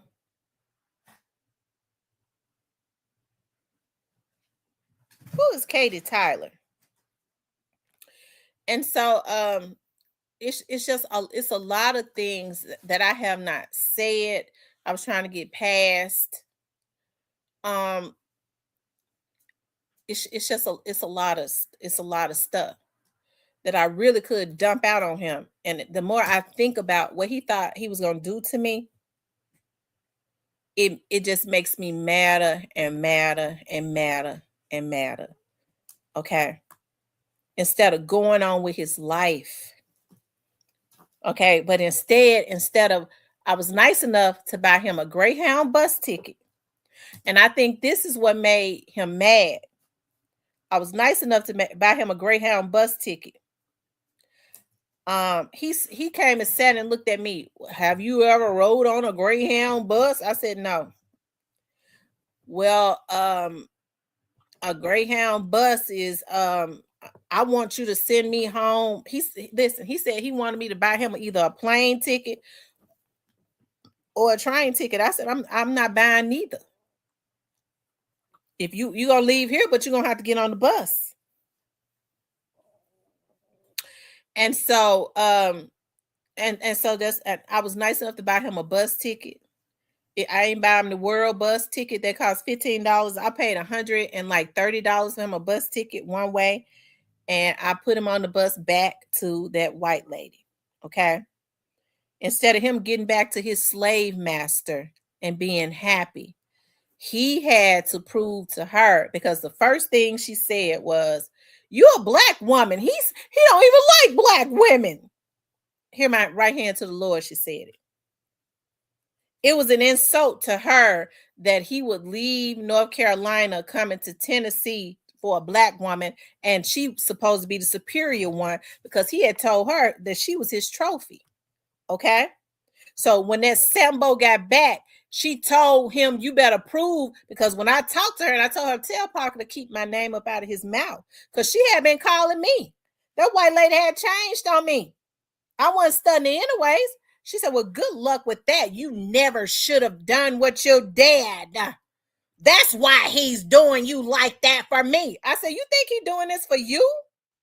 So she had told him, you better get on the internet and make that black bitch look bad. I mean, if you talk about a man's damn daughters, and he done convinced his damn daughters that I was lying, and I sure told his daughter, and his oldest daughter said, Miss Tamara, I believe you. That lady treated me like garbage when I was growing up.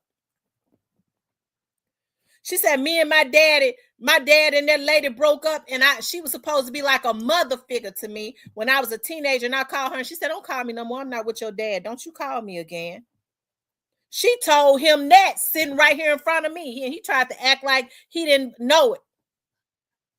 Okay, you've been with a man for almost 15 years while he raising his minor children, and the most you could say about him is they just like they daddy, they thugs, stay in and out of jail. The girls are on welfare, not married. They just messed their lives up. They're just like him. They're in and out of jail, thugs, don't like to work. The girls are not married, living off of the government. Bitch thought she was more than his black daughters because she white and married, but bitch still married to another man, a white man, and living over there with Parker. But she thinks she better than his black daughters. Cause I guess cause she white, her shit don't stink in that black Sambo that made her think because she white, it don't. Bitch, you should have went on back to North Carolina and never came for me because you had to know I was gonna wake up out of that depression one day and come back for your ass. Okay. So when I start having outbursts like this, don't think it's because I want Parker back, because I don't. It's because I find out more and more what this bitch did, and it makes me mad, and I'm handling it.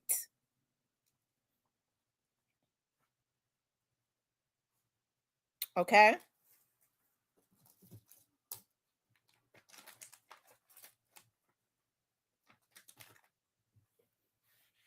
Don't play with me.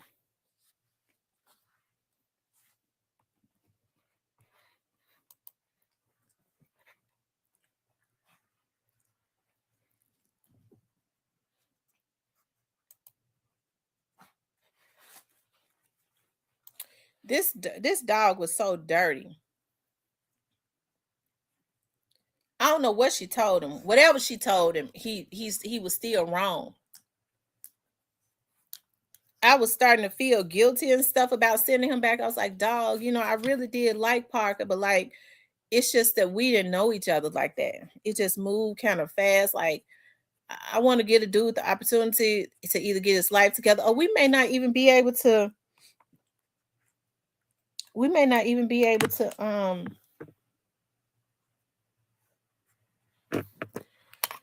I'm not gonna talk about it no more. Thank you, Steven. I'm gonna stop talking about it. But I was like, I'm gonna let him keep a wrench on my show. Like, we could just still be cool or whatever.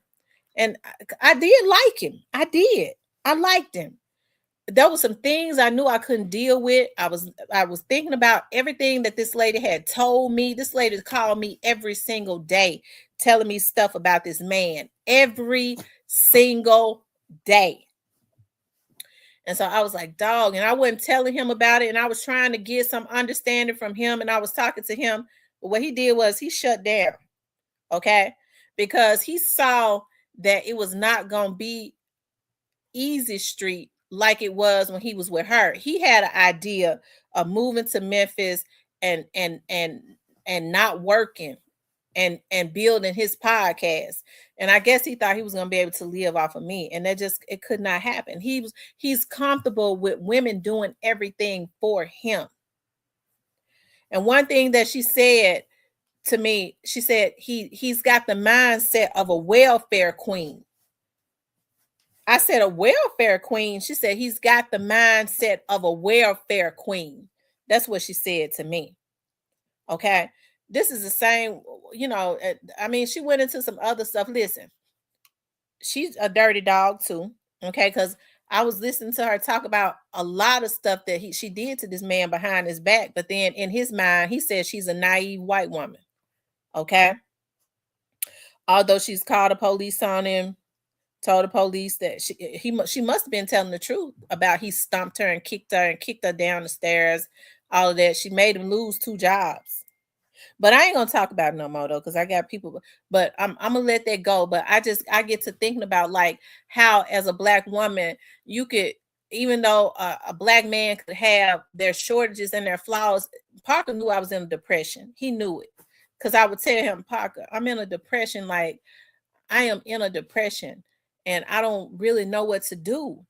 I don't really know what to do because I'm used to handling everything.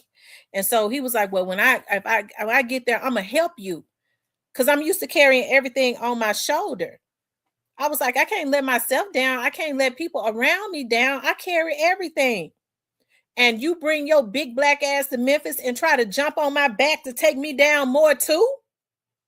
Hell fucking no.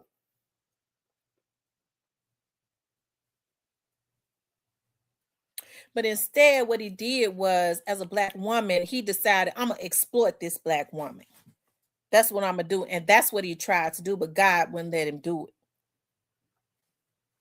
And I wasn't going to let him do it either.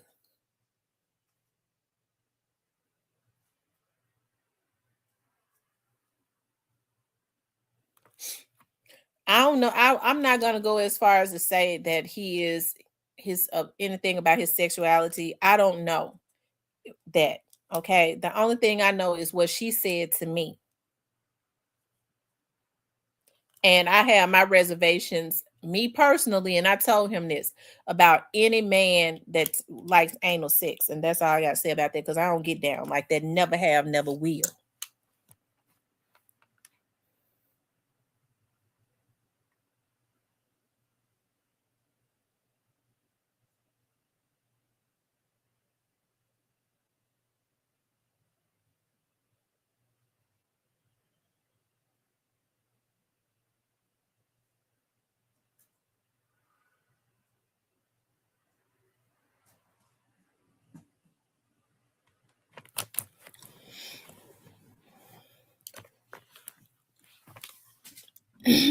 Anyways, I'm through with that. Because, see, I feel like he feel like, well, I did what I wanted to do to her. I got on here and I tried to tarnish, but you can't tarnish me because it ain't nothing bad out there about me. I don't do anything that I'm going to be ashamed of. He's the only thing that I ever did that I was ashamed of. Okay. But it wasn't like I couldn't own it. I was grown. It just wasn't nobody else's business. It wasn't nobody on YouTube business. But he got on here and did that because he wanted to exploit me, and he wanted to let his slave master know. See, I treated her like she a nigga. Used the trophy. Okay. I think that is what was required in order to get back in good with her. And he did it. If he don't give a damn about her talking about his kids, who am I?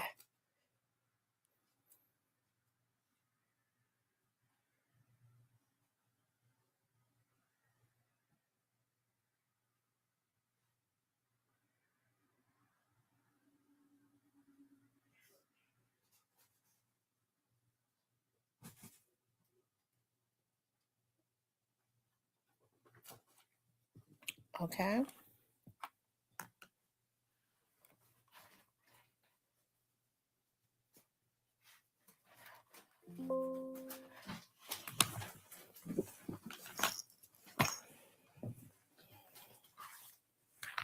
See, people, when people low down, folks was running around here talking about, yeah, Parker talking, he said this and he said that, all the dirt on Parker. They thought that they was going to embarrass me. You can't embarrass me. That's what a bunch of hating ass bitches thought, that they was going to embarrass me. All the dirt on Parker, I couldn't believe that he would fix his mouth. He know how I am, but he also knew that I was in a depression. So he probably knew I wasn't going to want to deal with that. How could you do me like that when you knew the type of depression that I was in? I sent your ass on back home. Why didn't you just go on quietly? Yes, I reached out to that white woman because I was going through emotions. I said, bitch, you sit up and you was telling me everything, all this shit about him calling me every day, had me stressed out just because you wanted him back. Is that the reason? So I guess she felt insulted by that. Yes, I talked to her damn husband. I sure did. And her husband, because I wanted to see what type of person she was. And her husband told me everything. He said, I hadn't been with her in a long time. He says, but I'm happy. And this was a white guy. He says, I'm happy that you got away. He said, I'm glad that you got away though, because she stays with him. He says she's got some mental issues and she stays with him because she said herself, he puts her on a pedestal, and she believes that maybe it is because she's a white woman, but no other man has put her on a pedestal like that. So the bitch sitting up talking about this is a black Sambo putting me on a pedestal because I'm a white woman. That's the reason why she sat up and said to me, "You're a black woman. You don't even like black women." And he's sitting up with a black mama and black daughters. Okay? As if, oh my God, you're garbage. I'm white. Okay?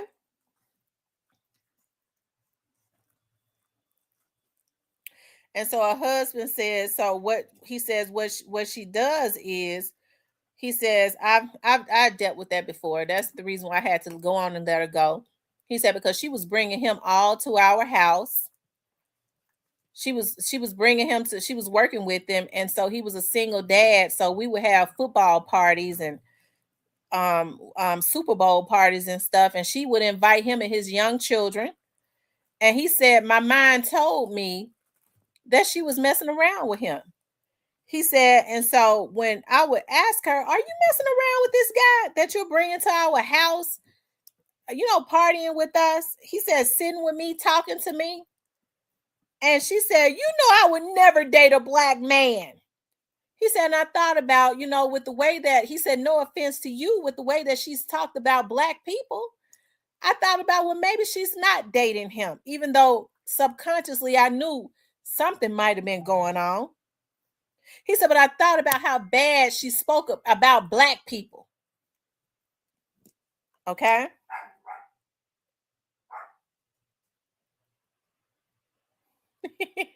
Stephen. So, but he was very nice. He was. And right, he says, I'm happy that you got away from him. He says, because she's not going to leave him because he makes her feel some type of level of superiority. Okay. And that's the only reason why she's with him, because deep down inside, she hates him. My right hand to the Lord, he said.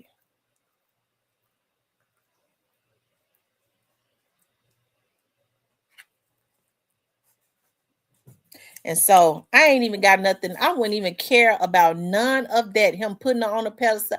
I don't care about nothing as it relates to that. What I care about is how this black dummy, this black Sambo, got on the internet and tried to take down a black woman so that he can get his place back on the slave farm. I got issues with that.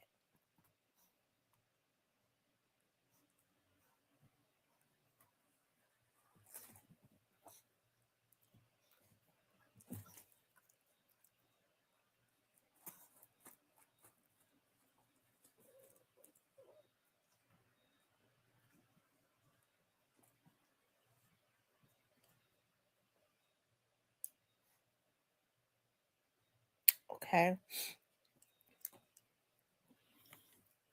Now, I done said my piece for today on that, and hopefully it won't come up no more. I just don't like thinking about some of the stuff that I've been told that this man has done. And I feel like I was nice to him, even though I was going through. I felt like I was nice. I made sure he ate every day because he was a diabetic. I even tried to take on helping him to get his driver's license. He was legally blind. Okay. I knew he had to go. I didn't know he was legally blind until he got to Memphis. He couldn't see a damn thing. I was going to take on trying to help the man to see again. And it was something else to get his background expunged. So that, but that's what he wanted me to do, so that I could help, the black woman could help him to clear out all of that, so he can get a clean slate and go back to his slave master. Okay, and she was going to make sure she put another charge on that background, because of the evil stuff that he tried to do to me after I helped him to get home. It's going to happen to him anyways. It's going to happen to him anyways. And probably in another 2 years, he'll have, if she don't kill him, I think she going to kill him. And ain't a damn thing gonna happen because she already got a history of putting domestic violence charges on him. Okay, because she told me that he was very, when he was off of his allegedly, supposedly, according to her, he was on mental beds, and when he got off his meds, and see, that scared the shit out of me. He was, according to her, he was abusive. Because she started crying and says he's supposed to be taking, and I bet he hadn't even been taking those meds. Don't make him mad because he's on a flip out on you. And so I put my gun in my purse and started sleeping with my purse on the side of me.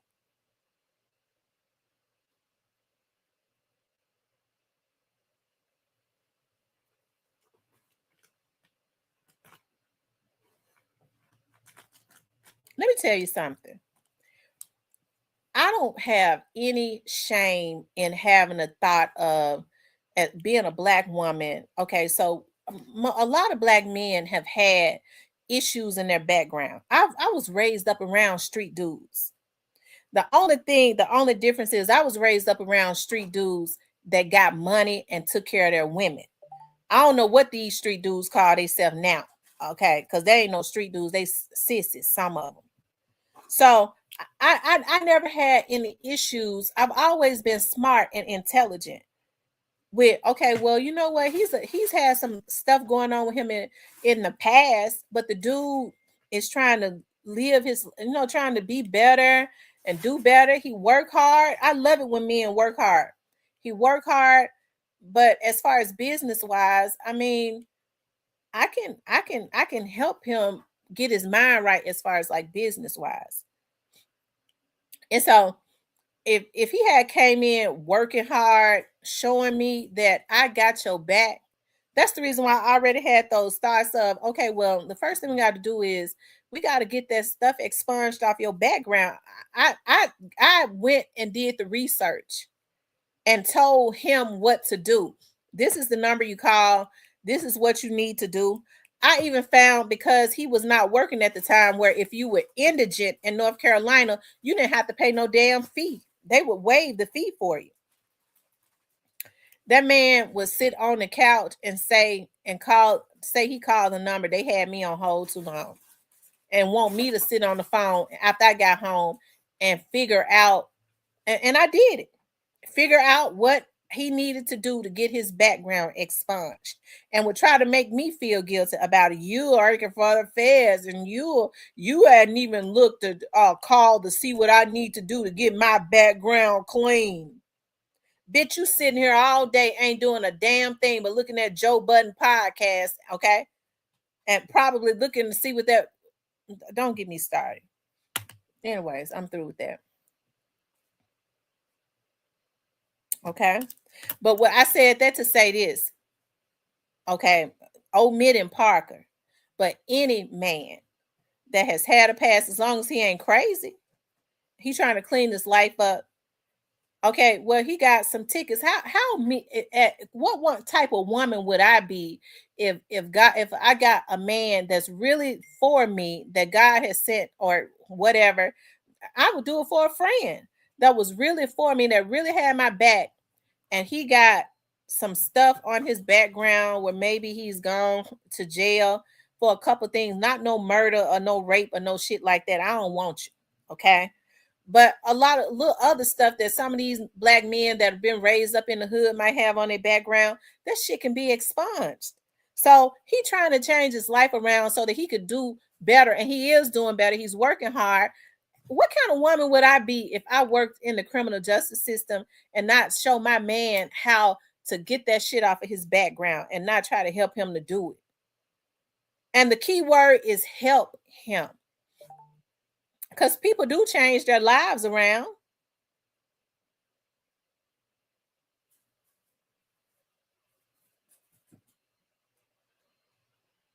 But I think the problem is that somebody, but I don't know what to do with somebody who don't want to do nothing. They want to sit and be comfortable with handing you everything. He had started handing me everything that he had going on. I need to get my diabetic medicine. Here is such and such. Yeah, I wasn't gonna be able to deal with.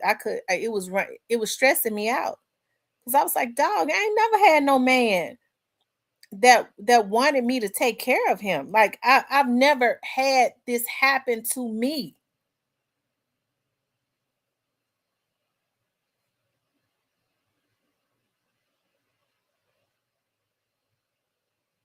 And so that's why it didn't last for 23 days.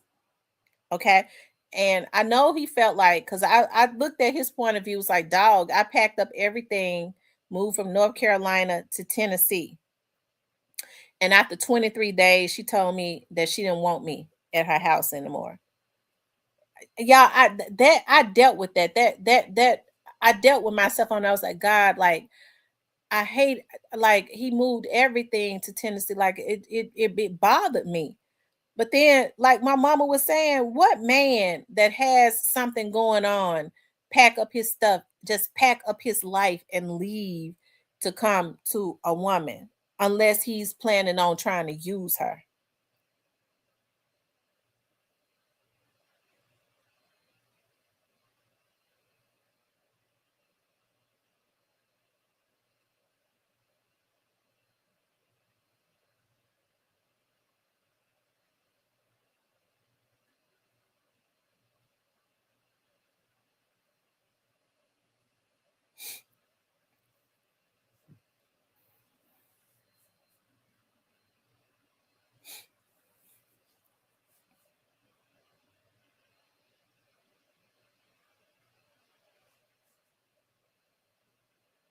I mean, that's the first thing she said. She's like, like I remember the first time she called me and she said, "You're talking about when I met him, you're talking about he's never given those kids a secure house."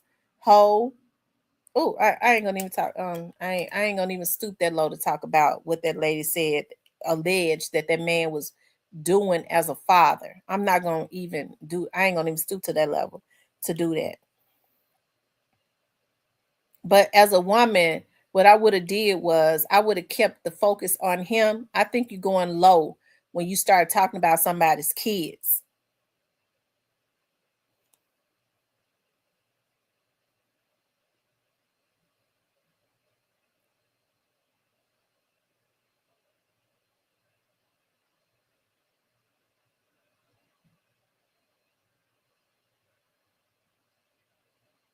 Hey, Sinlu.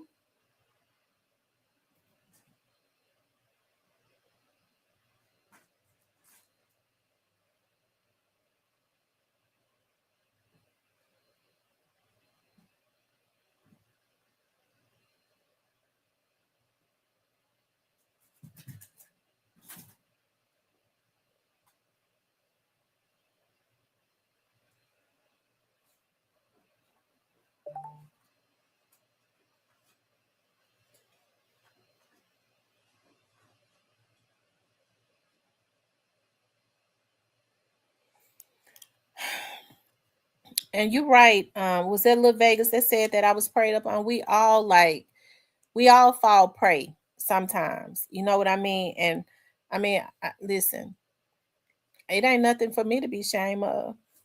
We all fall, we all go through stuff and we fall prey to some things. But the thing about it is waking up. Okay. 23 days was good because after 30 days, you have to start doing legal proceedings to read somebody about your house.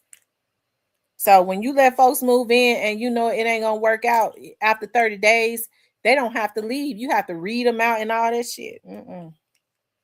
29 days is ought to be the most. Okay, after that, you're gonna have problems.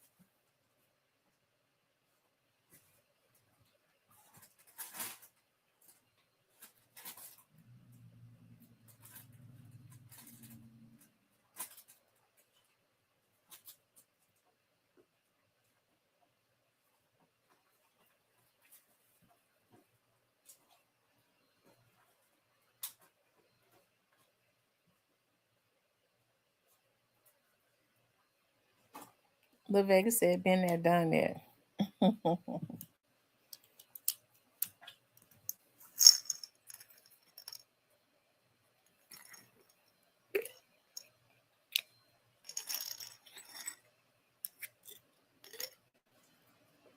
My mama sure did. My mama said, don't you, if he wants to eat and he's sitting there all day, if he don't wash them dishes, if he don't help you, don't you cook for him. She said, see how long it's going to take him to wash them dishes. Y'all think he didn't let them dishes pile up? That dude was in it for whatever he could get.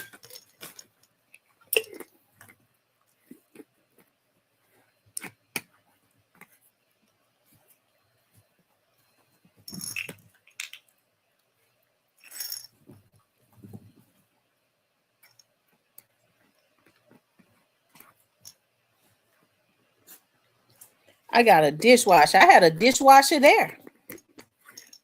And he couldn't even put him in a dishwasher.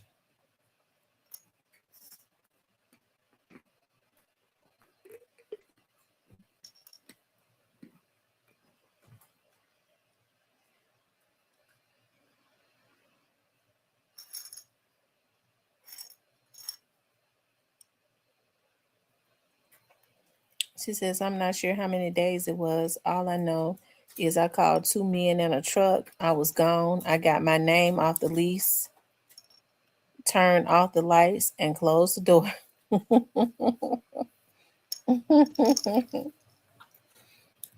I had told him, I said, you know, down here, and I was even trying to be supportive. I was like, I know you like to, you know, do your vlog and stuff, but I was looking at him doing the vlog in spare time, having a main job, right? Not doing the vlog full time. And I said, okay, so like you do your vlog and you do your clothing vlog or whatever. He was like, oh, I want to dress some of these rich people down here. I said, well, here's the thing about rich people. They don't care nothing. You talking about rich white people.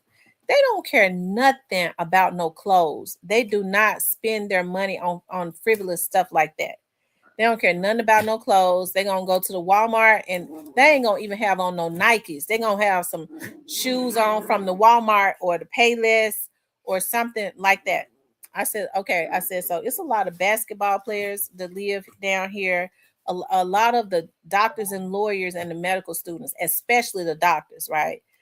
And so I was like, I told him, I was like, you know, at the Italian market, I said, you wouldn't believe, like I saw the actress. I would never just, she looks different though. Like she looks like, she's old now, but she looks like her teeth are rotten. Her teeth are black and rotten, but she's rich. I mean, I guess if she wanted to do her teeth, she could. And I was like, you remember that actress Sybil Shepherd that used to do that moonlighting with Bruce Lee? I was like, she lived down here. And Steven Seagal. And I said, you know, a lot of them hang around at that Italian market. Shoot, instead of looking for a job. My mama called me one day. My mama was flaming mad. She said, you're gonna have to do something because you're gonna give me a heart attack. She said, instead of him looking for a job while you working hard, he up there at the Italian market taking pictures to post on social media for his podcast instead of looking. He should have been asking for a job at the damn Italian market.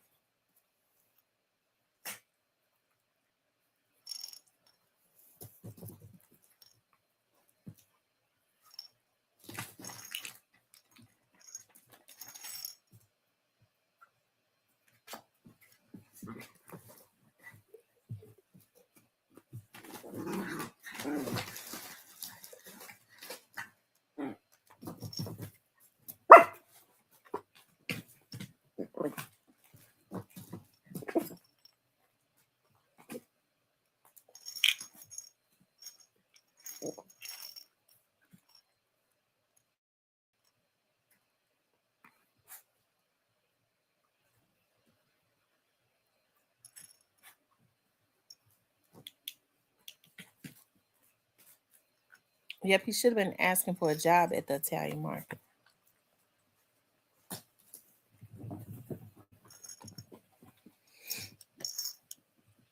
I don't really understand like those ball players and stuff. A lot of them, only move around the FedEx Forum because they don't plan on living in Memphis. They're just playing for the Grizzlies, right? Now there are some that moved to Memphis and they've just kept their houses even after they've retired for vacation houses.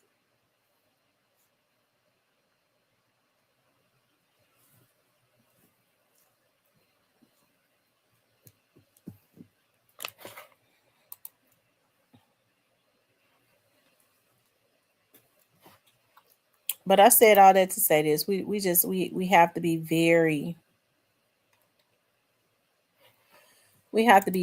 careful about the energies that we allow around us. Like, I'm not perfect, right? A lot of my energy and a lot of my reservations come from being able to notice and see like red flags from what I've seen in the past, right? When I see anything that's similar from what I see in the past, like my guards totally go up. And what I do know is what I was raised around. I was raised around men that took care of their families. So it ain't nowhere in the world I'm gonna get to be 40 something years old and be sitting up taking care of a grown ass man. I'm not gonna do it. It has never happened. I've never tried to buy a man. I never will. I've had boyfriends that I loved, and I've had boyfriends that I've loved, and they were good to me, and in return, I was good to them. On Christmas and on like holiday, like Valentine's Day or whatever, I was real good to them because they were really good to me. But I've never been, I don't even feel right. I've never been that type of girl to go and I'm gonna buy him this, I'm gonna buy him that. I'm gonna try to buy some love. I ain't never even tried to buy no fucking friendships, let alone some love. I can't even feel good about myself feeling like I'm buying some damn love. Never happened. Never will.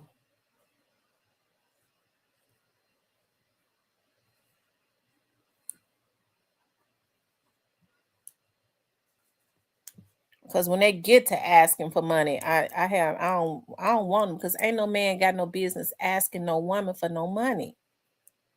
That ain't even supposed to be happening. Most men don't feel comfortable with asking no women for no money, not unless they have decided that they want to use them anyways. Because you better believe that if they asking you for money, they got a woman that they not asking for no money. They got one that they want to take care of. Okay. So when they start asking you for some money, it is because they want to use you. And women should know that. Because most real men got issues with asking women for money.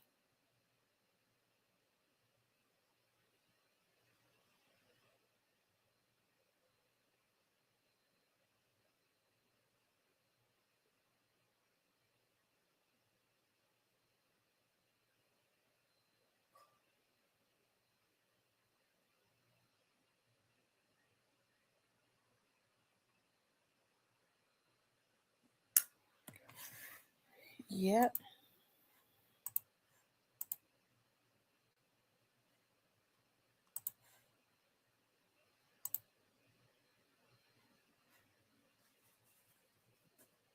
I don't like men that argue with women. I don't. I don't like men that argue with women. Like I said, I grew up around street dudes that was in my family, and I didn't see them arguing with no women. I didn't see them arguing, and they didn't go back and forwards with women. It just made them feel a certain way too.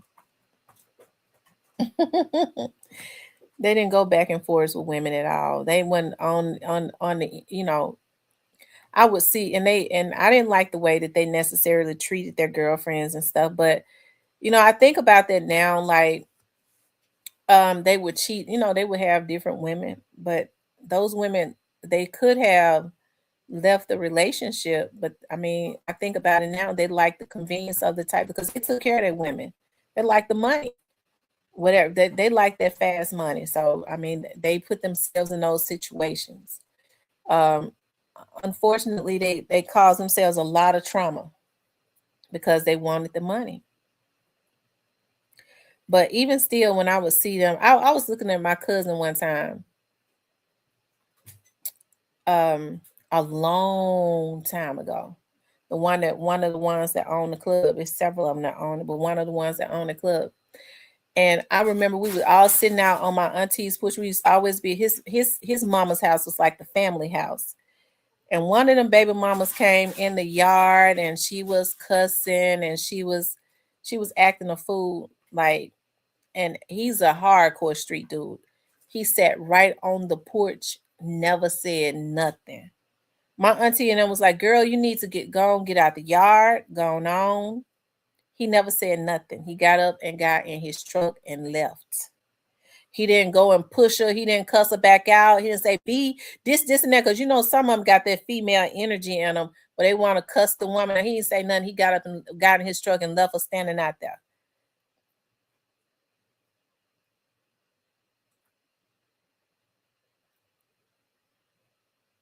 I just never saw them arguing with women. I've never seen my dad have an argument with my mom or no woman. I ain't never seen my dad argue with no woman.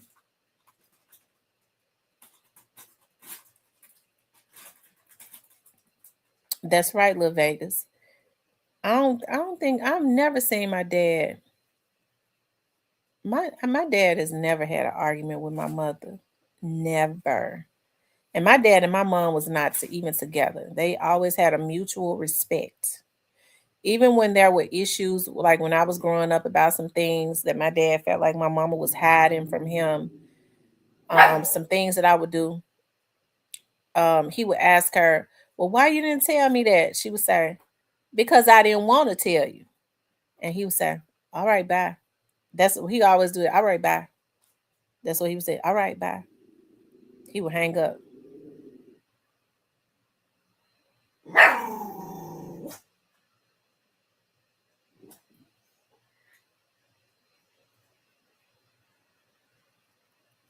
So believe it or not, it is like a shock. Like when I see like the dudes that I grew up around, which are their OGs now. And that's the reason why I'm able to really tell some street dudes from the ones that ain't. I really am able to tell. So a lot of these ones that consider themselves street dudes, they really is pathetic.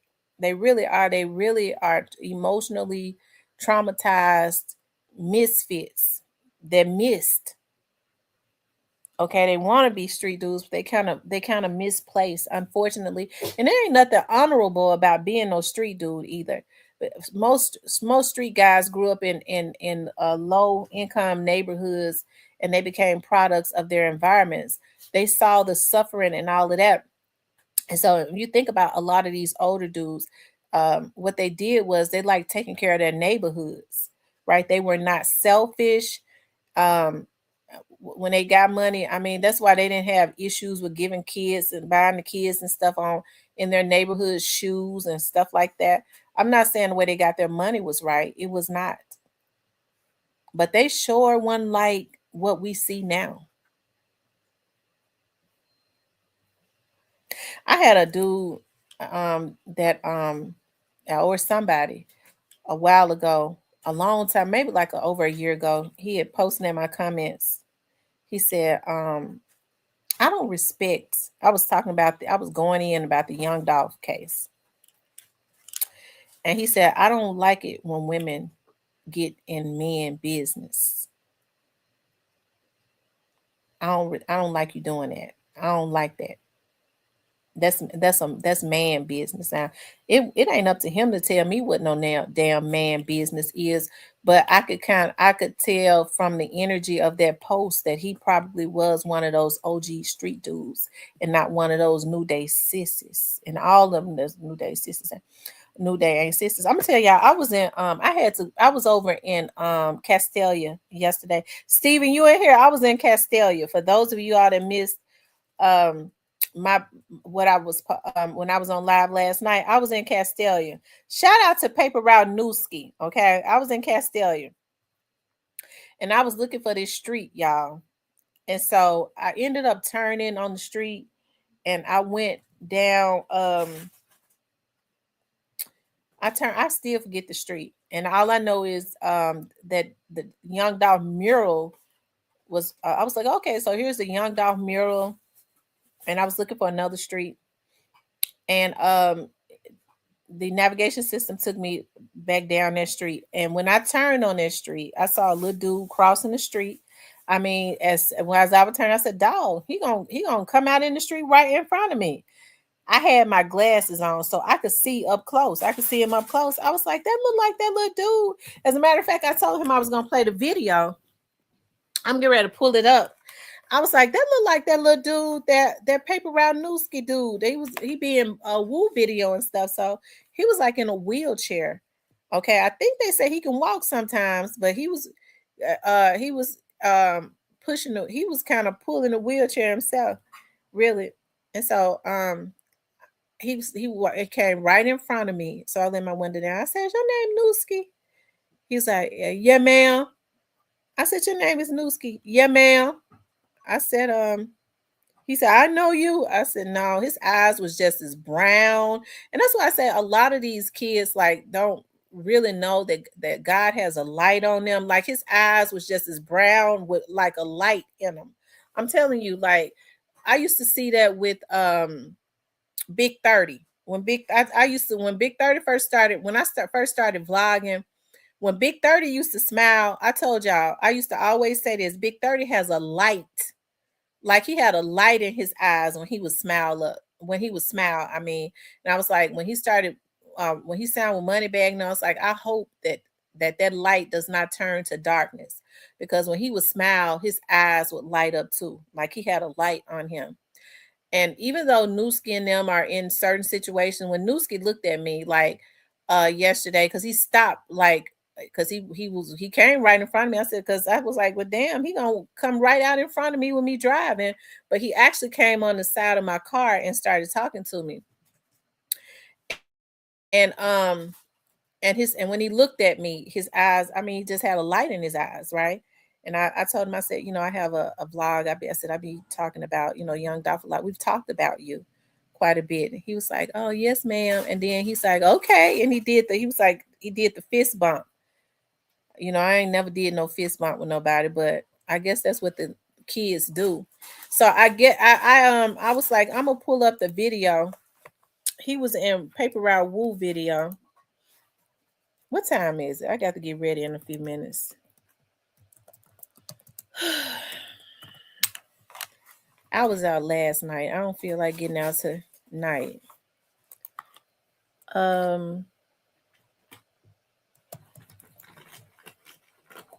I think this is it right here.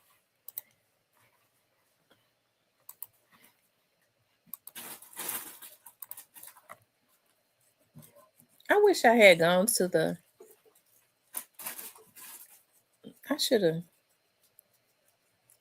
Because I'm thinking about I'd rather sit at home and look at a movie and grill and chill rather than be out tonight. Who was out last night? Hold on, let's see. He in this video, y'all. He's been in quite a few of them. Hurricane Memphis.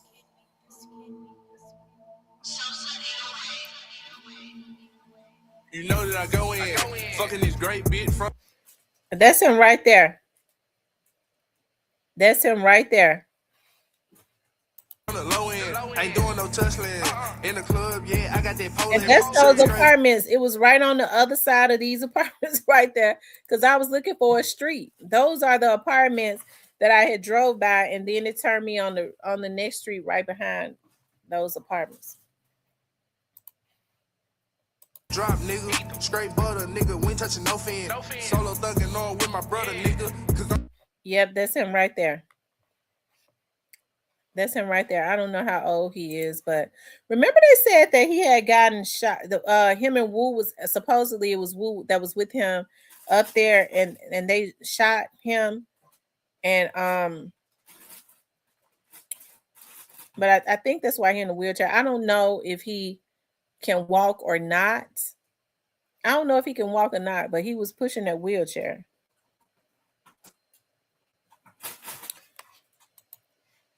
But shout out to them. We have to constantly pray for our young men. And thankfully he didn't lose his life. You know, thankfully he didn't lose his life.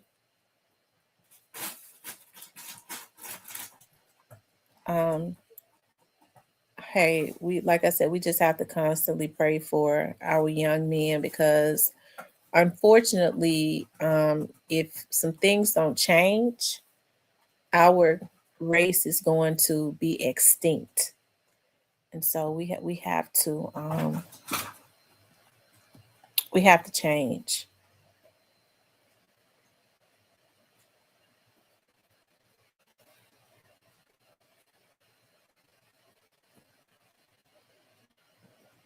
The way things are. I really would love it. I would really would love to see. Um, hey, Miss Gina. Our men step up. I know men, say all the time that women are women won't listen to them, but no woman. And you have a lot of women that buck up against the system, buck up against men, right? Um, but I think what men don't understand is if a woman feels secure, and that is not just financially, because I think most men are like old fashioned. They have that mentality of like our great grandfathers and stuff, where as long as I'm supporting her financially, she should feel secure. But women like to feel secure emotionally too. If you got a woman that feels secure financially and emotionally, and not that her husband is just providing for her, but he's also taking care of her emotionally, right? I think men, as a woman, you all will get a lot of different results. And if you don't get a different result, you just with the wrong woman anyways. Because sometimes people choose wrong and then they have the nerve to blame everybody. It's just like trying to put your foot in a shoe. You wear a size 9, but you're trying to stick your feet in a size 7. It's never gonna happen. It's never gonna work because it's the wrong damn shoe. Okay, but you want that shoe so bad because of how nice the shoe looks, but it's just not the right shoe. It doesn't fit. And I think that's what go on with a lot of men as it relates to some of these women that they're with. They blame every woman in the world for them choosing the wrong damn woman. She was never fit to be with for you anyways. So sometimes you just have to do things differently. Right. And loved. If she feels secure emotionally and financially, she knows that you're not going to be out messing the money over. She knows that she can depend on you. I love it when I hear it just did something to me the other day. This lady sell jewelry, right? And I be looking at her jewelry show because sometimes I be buying jewelry, just to support her. That little fake jewelry, that little paparazzi stuff. And she had a light on and she was like, this light ain't bright enough, it ain't doing right, I'm gonna have to talk to my husband about this so he could fix this for me. I was like, wow, that's so awesome. The mere fact that the light ain't acting right and she got a husband and she already know that all I got to do is tell my husband and he gonna make this right. That's small stuff like that. That's all women be wanting, instead of I don't know that goddamn light. You have a man like that, I ain't do nothing well. I ain't got nothing to do with that goddamn light. Some women scared to ask their damn men to do anything for him because he gonna be fussing. I remember one time I was talking to a guy and I told him, I said, I got a table. I need for you to put my table together for me. He started groaning about it. So finally he came and fixed the table. Talking about, it took me all this time to fix this table. Don't ask me to fix nothing else. I said, okay, I ain't gonna ask you to fix nothing else. I'm sure not. And when I opened that door on that bitch, I didn't answer his phone calls no more either. Because bitch, if I can't ask you to do nothing, I don't want you around me. And you supposed to be my man. And I had been messing with him a little bit, letting him come, spend time with him and everything. And he groaning about putting the table together. I showed, and he still every now and again he still you want to go look at a movie? Nope. I'm busy. You don't want to see no movie? I'm busy. I'm not gonna be with a man and I can't ask him for what I want. especially something that I'm not going to be scared to ask a man I'm with nothing.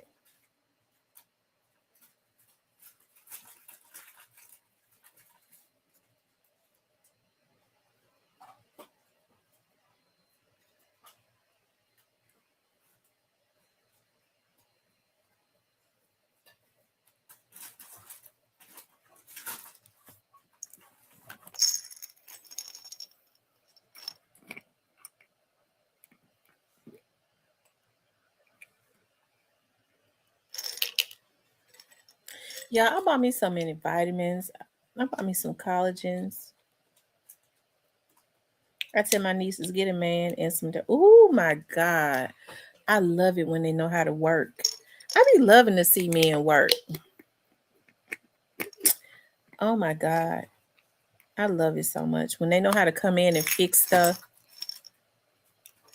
And you don't have to ask them. Take the garbage out. Every time they get ready to leave, go. Baby, I'm getting ready to go. That garbage, they don't look and see that. You need that garbage taken? Oh, okay, let me get that. You got some men that don't even know how to change light bulbs. What I want with him. But I love to see men working. It turns me on when they know how to fix stuff, put shit together. It be turning me on so bad. When they have those overalls on, they be fixing on cars and shit. That's sexy to me. Dog, he know how to change oil. Oh my God, he know how to change oil. Now I ain't gonna let him change my oil because I like to go to the dealership.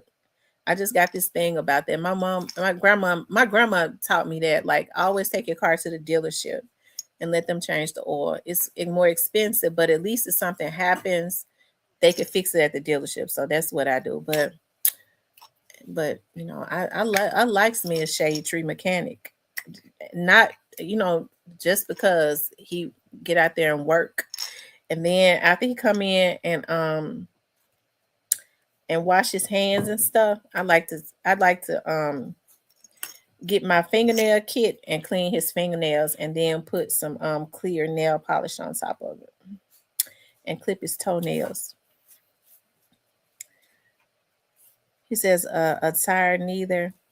I just feel like it's weird for men to go to the nail shop to get their toenails clipped if they got a wife or a woman. I think she's supposed to clip them because I look at men funny that likes to go to the nail shop. I'm just gonna tell you that right now. It's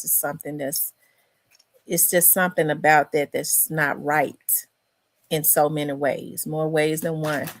And I don't want to get into it because I don't want for no man to be getting offended, but it's just something about when I see a man sitting up at a damn nail shop getting his toes done, the women be at.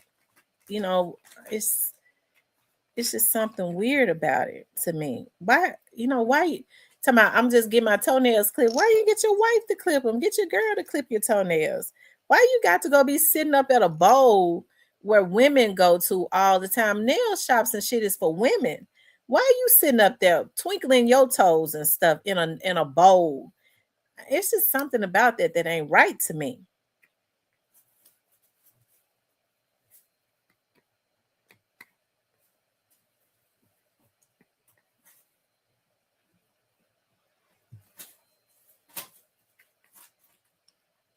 I don't mean no harm either. I don't mean no harm. That's the way I think. It's something that ain't natural about that.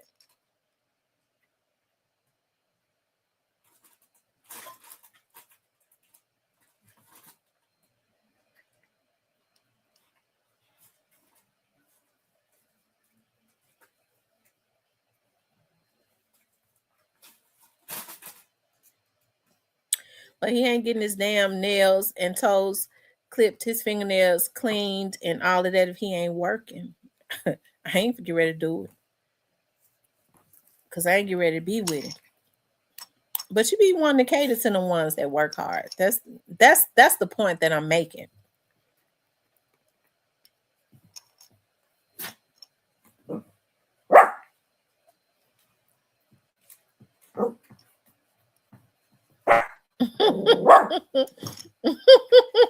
Y'all know how my mind works. My mama said, my mama always say to me, I ain't never seen nobody with no mind like yours. Like that I can only imagine what it's got to be like to have that mind you got. You be out there, you be thinking about stuff ain't nobody ever even thought of, and you make it real weird and twisted. My mama said you make it real weird and twisted. Like you had them thoughts that that no person should have. I be sitting up thinking all the time.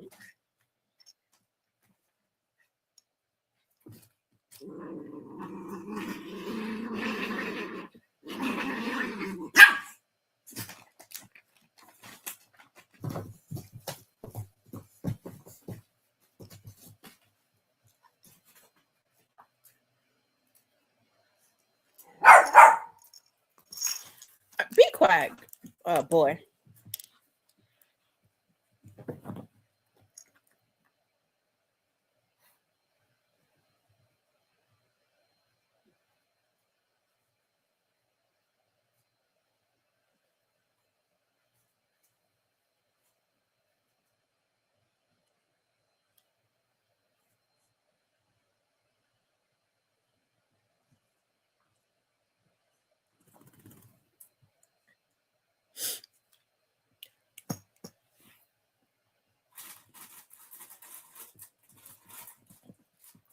Anyway, y'all. It's 4:00. I would rather stay at home tonight and grill. I would rather stay at home and grill and look at movies. That's what I would rather do. I could grill those lamb chops, but we already made plans. So, you know how you be hating the council stuff. But I would prefer to stay at home and grill and look at movies. I want to look at The Color Purple. I want to look at The Color Purple because I haven't looked at The Color Purple in a long time. And I want to look at The Children of the Corn. And I want to look at some weird stuff like that.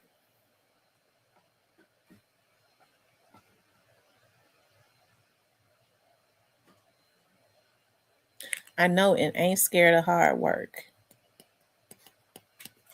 I mean, yeah, when they work hard, it's to me it's a blessing, especially now. Like it's supposed to be like that anyways. When you find men that want to work hard and they have the mindset of like wanting to take care of their women and their family, and I think in return, like a lot of women can get too spoiled. You know, I never understood like if you see a man that loves to work hard and he working like 2 and 3 jobs to make ends meet. I never understood how a woman can take pride in saying I'm a kept woman. No, lady, you need to get out and get a job. There's no way in the world I would ever let my man work himself to death. Not on my clock. Never. I wouldn't want to be kept if it was at the demise of my man. No, I got to get out and work because I love my husband. So I got to make sure that he at least enjoy a lot of the stuff that we have. I want him at home. I don't want him at work all the time. So why? So he can bond with another damn woman? Oh no, that ain't get ready to happen.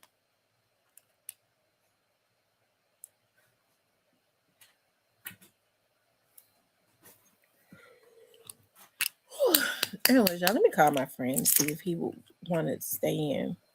I don't feel like getting out. We was out last night and I was tired. I'm still tired from last night. Y'all know I don't get out. And so I was out last night, so I'm tired today. I want to rest. I can't see myself getting out, going out partying, or going out to a place 2 nights in a row. Like y'all know Auntie be tired. I need to recuperate. I want to lay on the couch and look at some movies and eat some lamb chops.